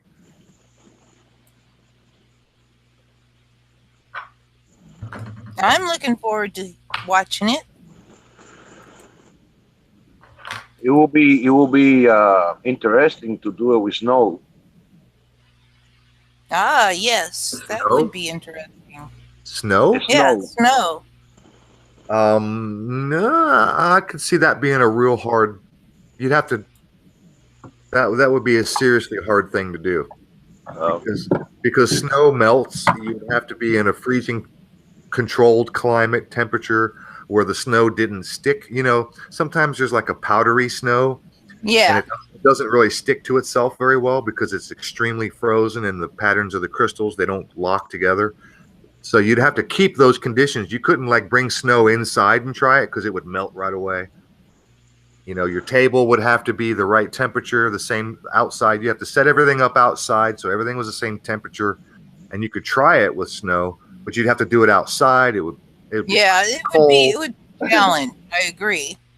I'm not saying it can't be done. Yeah. I agree. It would be a real challenge. Hey, I didn't tell you. I also tried it with smoke. I built a little chamber. I made this little.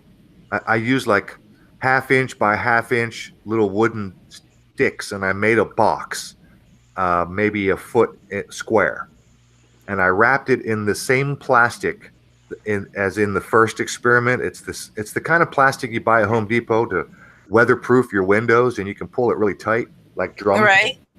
So I wrapped this little box, and I cut a small hole in the bottom of it, and I lit a couple of cigarettes, and I filled that box with as much smoke, as dense as I could get it inside that box. And then I started putting frequencies to it, and I could see it was very faint, and my camera wasn't picking it up, and it was really, really hard to do. But I was getting smoke to arrange itself in 3-dimensional patterns, which was fucking awesome. But the only problem was it was so hard to see because you had to look through the smoke, and you didn't see the pattern until you looked at just the right angle where you could see these little light spots where the smoke was not collecting. You know what I mean? These little blank, little blank areas. It was really hard to see, but I could see it, and I did make that experiment. It was pretty tough to do, though. I imagine that an experiment like this, if you had a chamber that was completely sealed off, and say like your table, right, and it was just completely sealed off with glass, you were able to get smoke inside of that glass chamber, oh, what a fascinating like image would appear if you were able to vibrate some kind of frequency under that, man. No doubt. So, Yeah, really. Aaron, what is the conclusion you got between cymatics and the evolution of the human being? The conclusion I got, my friend, is abiogenesis. Okay. Abiogenesis is what scientists and theologians and debaters are always trying to wonder and philosophize about. How did life begin from nothing? So as I explained before, I showed you the pictures of the DNA under cymatic conditions. The cymatics, because cymatics, the experiments happen on a plate, like a glass table, like I showed you, on a steel plate or a glass or plastic table. So that's 2 dimensions. It's a flat plane. But what you need to understand is I'm trying to explain that this is happening in 3 dimensions.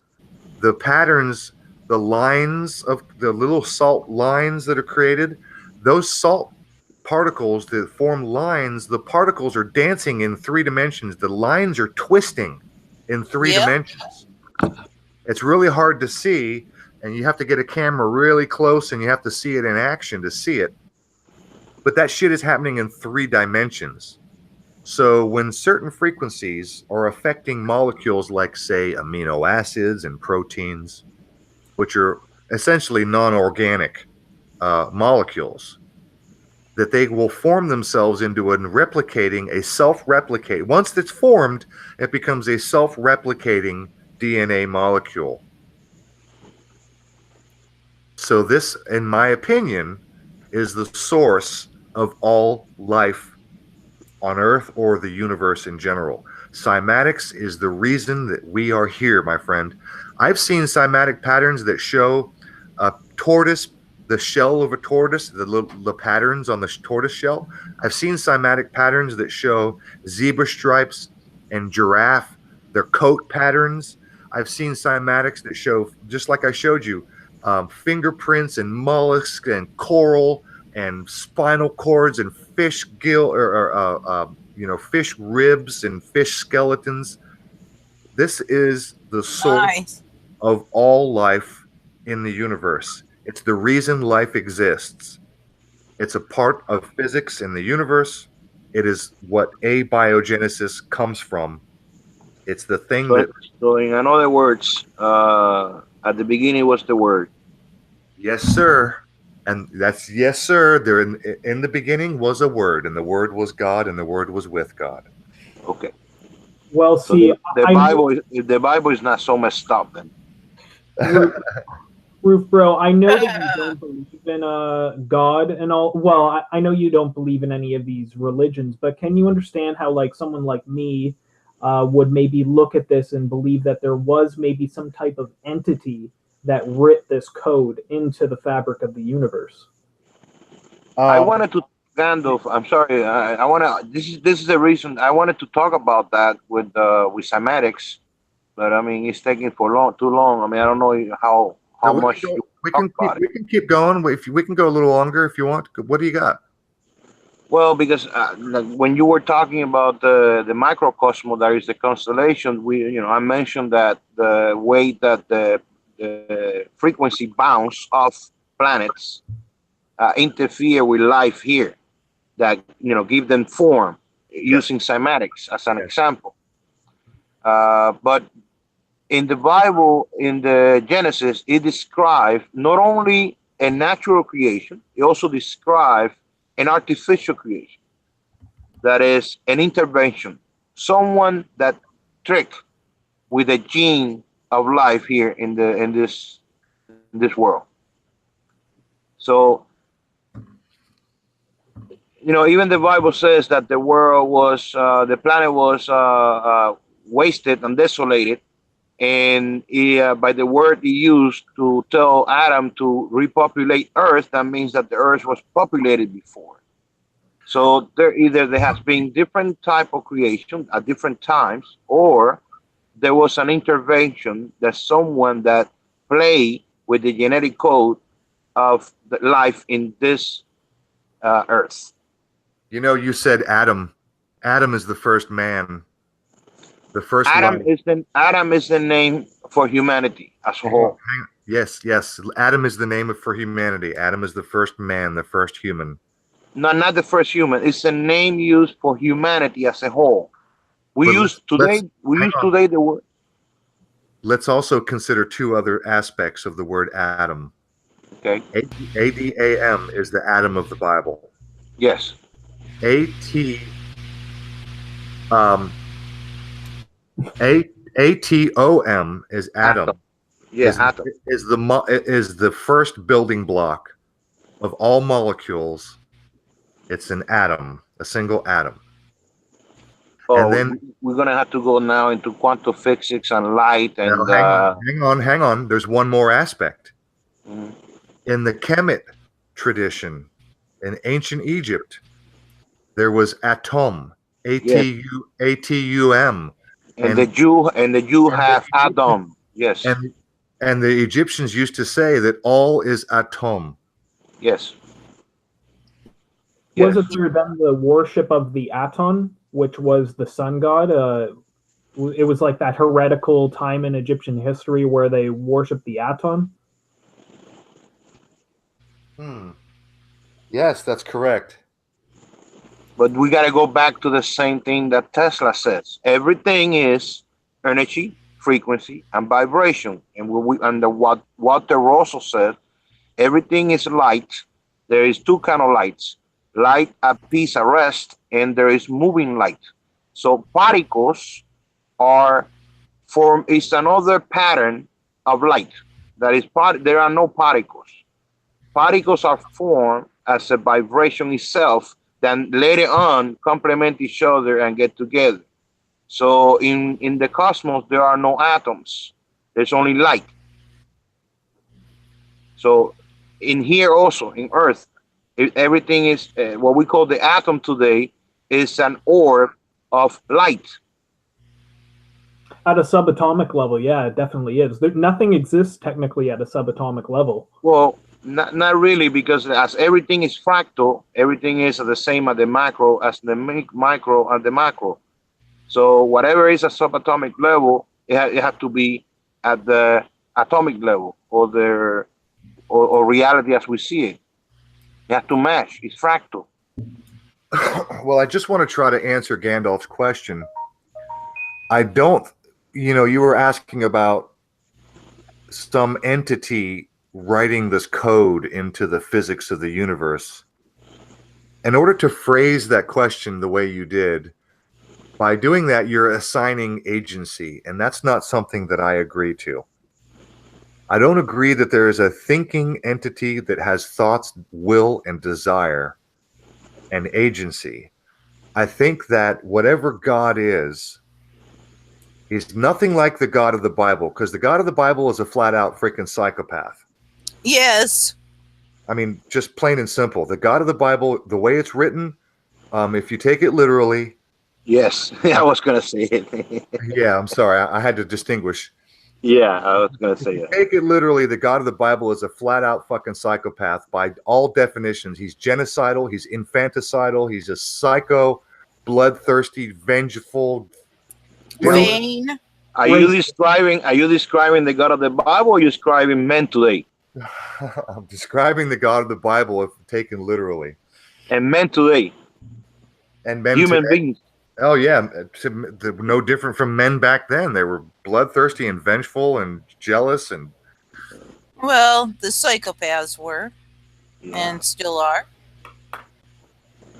Most of us aren't really that much, except for money. Secondary psychopathy. I'm sorry.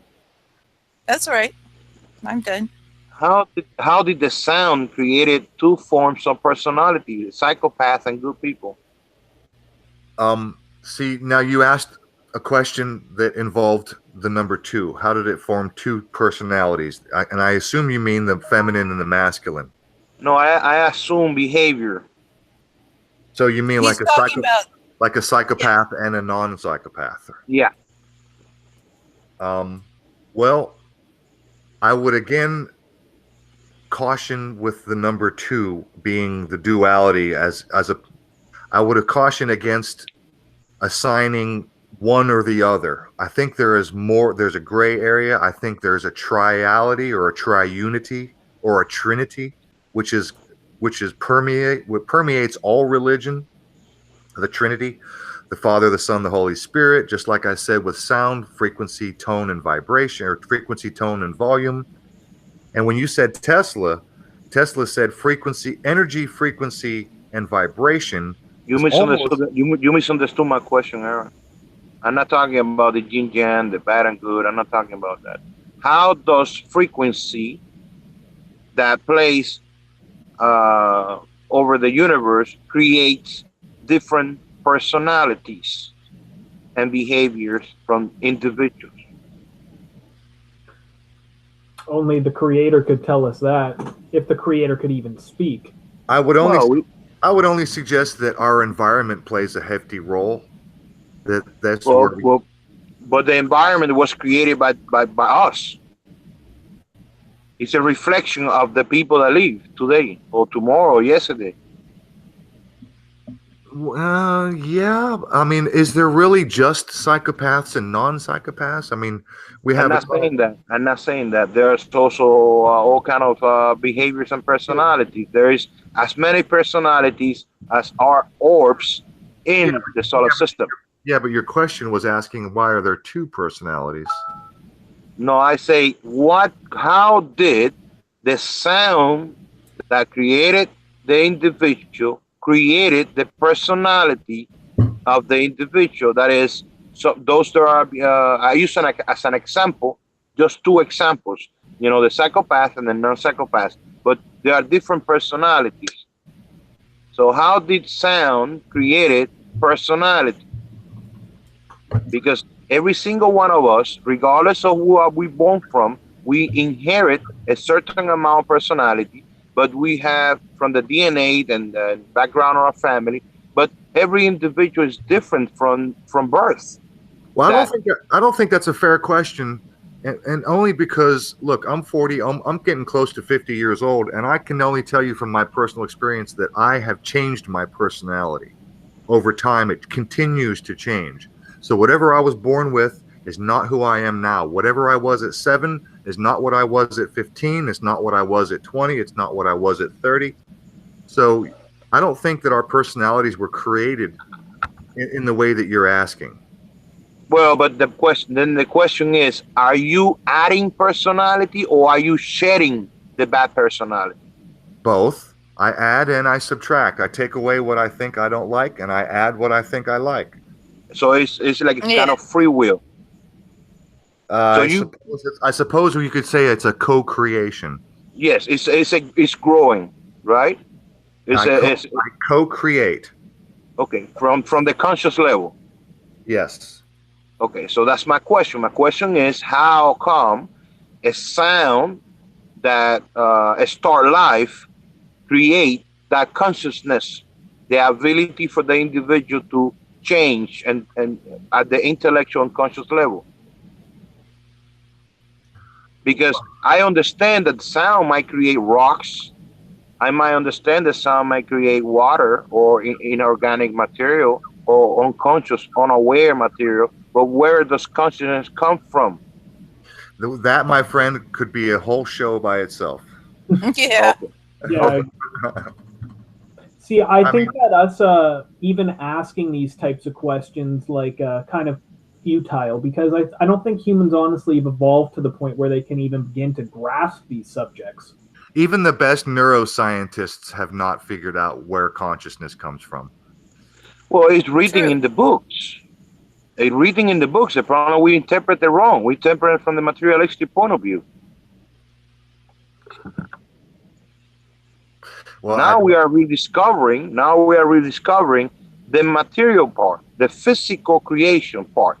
Yeah. Okay, so now, but then we have to go back again and read those books again now with this key of knowledge that we find out that those books, they're not talking about people crossing the Red River or none of that. They're talking about this kind of stuff.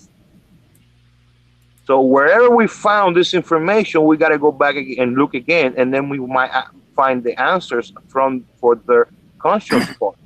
Yeah. Sometimes going back to the drawing board is the best answer. Yes. Go back to the beginning. Take what you learn and go back and start all over again and reinterpret what you thought you knew. Yep. We need to do a cymatic show. Yeah, definitely.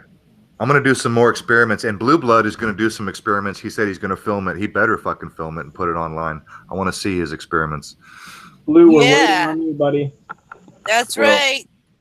And We Blue, will come and tack your thumbs to the wall if you don't.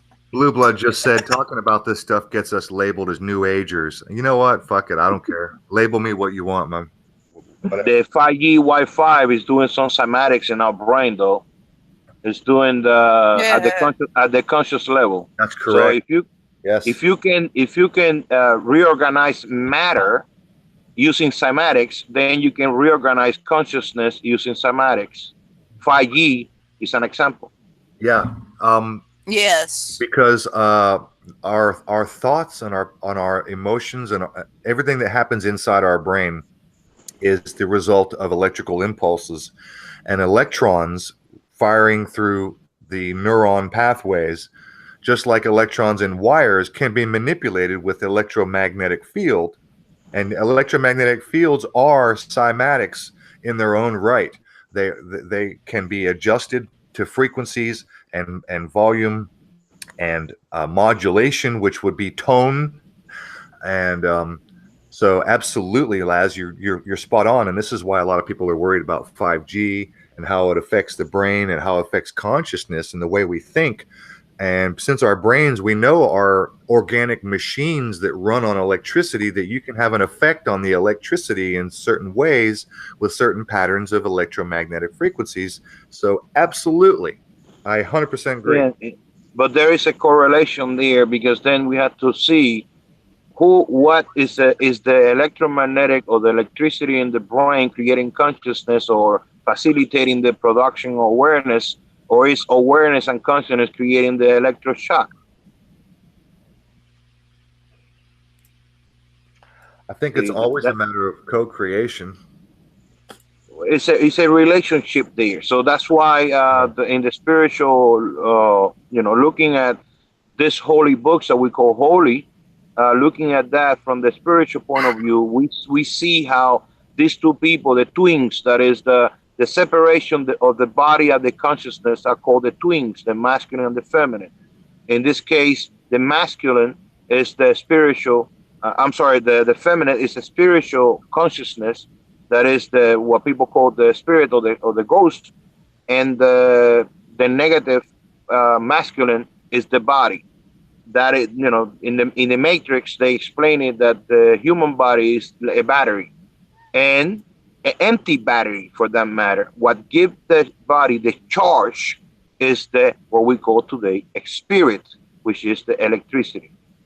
So the electricity does not produce, the body does not produce electricity. It's consciousness that give electricity to the body, or transmit electricity to the body, and vivify, like Frankenstein, bring the body alive. A body without consciousness, without a spirit, is an inert, no charge pound of flesh.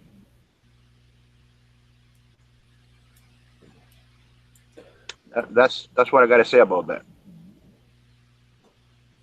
Well, fellas, Gandalf, I'm glad you can make it, at least for a little bit. Sorry I got in so late. Oh. No problem, my man. All right. The shit that I was able to listen in when I was making dinner, man, it was fascinating on the astrology subject. And wow, I'm glad we got to this cymatics, but we need a full show about this. Yeah, no doubt. No doubt. Yeah, I think so too.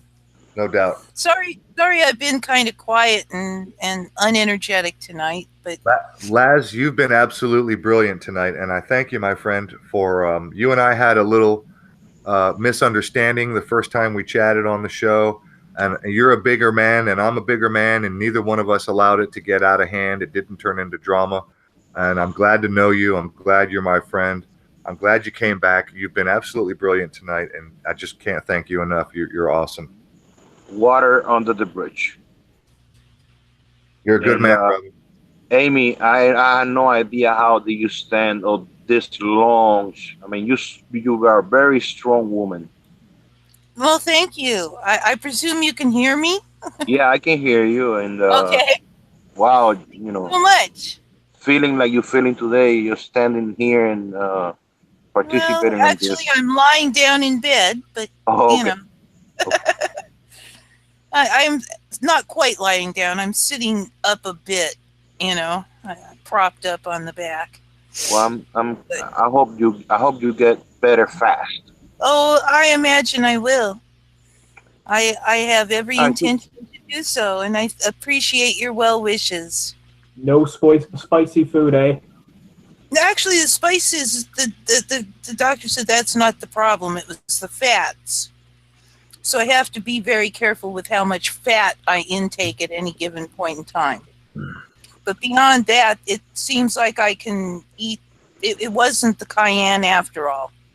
Wow, let's do the exact opposite of the keto diet. What's the keto diet? That's the diet that you're supposed to consume primarily fat. I don't want to consume primarily fat. That is not an option. I had a little piece of gluten-free brownie, Well, but make it was sure you get high the in right. fat. I could tell it was, my system didn't like. Well, make sure you get the right kind. I'm sorry, you're breaking up, and I don't want to Yeah, the right kind of. avocados. Yeah, the right kind of oils. Omega-3 avocados. You get the right kind of fat. Oh, I eat avocados like daily. Half an avocado every day. I'd eat a whole one if I could afford it. All right, guys. I love avocado. All right, everybody. Final thoughts. Well, I'm looking forward to a cymatic show. my final thought is just thank you everybody for your well wishes and concern about my state of being. Everyone who has expressed such, and even those who thought it and didn't express it, I appreciate it ever so much. Love always. I was going to type this out, but I want to answer Blue Blood real quick. He was asking if I think he should try 440 or 432. I'm going to tell you right now, Blue, there's a science behind the 432 hertz that's very real. I will drop you a link on your channel under one of your videos. It's a link to an Amplex video that's all about the 432. 432 is a division of the speed of light. 432 is part of the cymatic matrix that we live in. 432 is the perfect harmonic frequency. It's far superior to 440, and you can see it in the cymatics. But if you're doing cymatic experiments, I would suggest that you try all frequencies, all tones, and all volumes. And if you're trying cymatic experiments, pay close attention when you strike a note. Watch the particles. If they start to dance, turn the volume up. Before you start changing the tone or changing the frequency, just simply turn the volume up. If the particles start to dance, turn the volume up and see what happens. And if nothing really special happens, turn the volume back down a little bit and then start changing the frequency. And then every now and then you can try different tones. But just pick one frequency, and it doesn't matter, or excuse me, just pick one tone. It doesn't matter if you're using a guitar or a flute or a frequency generator that puts out a single tone, and then just play with frequencies. And when you tinker with frequency and you see the particles start to dance, then just stop right there and turn the volume up and see what happens. Okay. But as for the 432 Blue, I would suggest to you right now that you tune all your guitars to 432 and keep it that way. Period. End of story. Don't play in 440. Just stop. And after you watch this video, then I'll drop you a link. I might do it tonight or tomorrow or in the next day or so, but keep your eye out. I'll drop you a link. After you see this fucking documentary, this little video, you will never go back to 440, I promise. The 432 ties into it's part of the Fibonacci. It relates directly. It's a division of the speed of light. It ties directly into the relation between the distance of the sun, the moon, the earth. I can't say enough about it. So 432 all the way, bro. And I was going to just add one thing. If anyone's interested in this subject, look into the cymatics documentary. Arthur C. Clarke does a presentation in that documentary where he gets into the Fibonacci sequence and everything. Check that out if you're at all interested in this. I will. I didn't know that Arthur C. Clarke had done that, but I'll definitely look into that. Oh, it's fascinating. He gets into the repeating patterns. He gets into everything in that documentary. 432 is no joke. 432 is no fucking joke. Get away from 440. And when you go and jam with your buddies, make sure they tune to you. Yes. And you can download apps on your phone, like little tuner apps, that you can adjust the frequency so that you can tune your guitar exactly to 432 instead of the standard 440. So on the 440. Yeah, 44 deaths in Gematria. Well, you guys know my final thought, right? It's always the same. Come on, somebody. Pick up your fucking trash. This year. Oh. My final thoughts are always the same. Pick up your fucking trash, people. Oh, that's right. Yes. I'm sorry. I'm tired. I'm ready to hit the sack like Ray. Order of Chaos is with you, Gandalf. We're going to do a cymatics. We're going to do a show on cymatics. I'm stoked, man. Yes. Okay, you guys. Much love. All right, you guys. We are at 10:30. Laz, thank you, my brother. You're a good friend, and you are super insightful, and I'm so glad to know you. Thank you. Absolutely, Thank you, Laz. guys. And thank you, everybody in the chat. Anybody have any questions, they can drop a comment over there in my chat. All right, you guys. I'm shutting it down. We don't have an outro.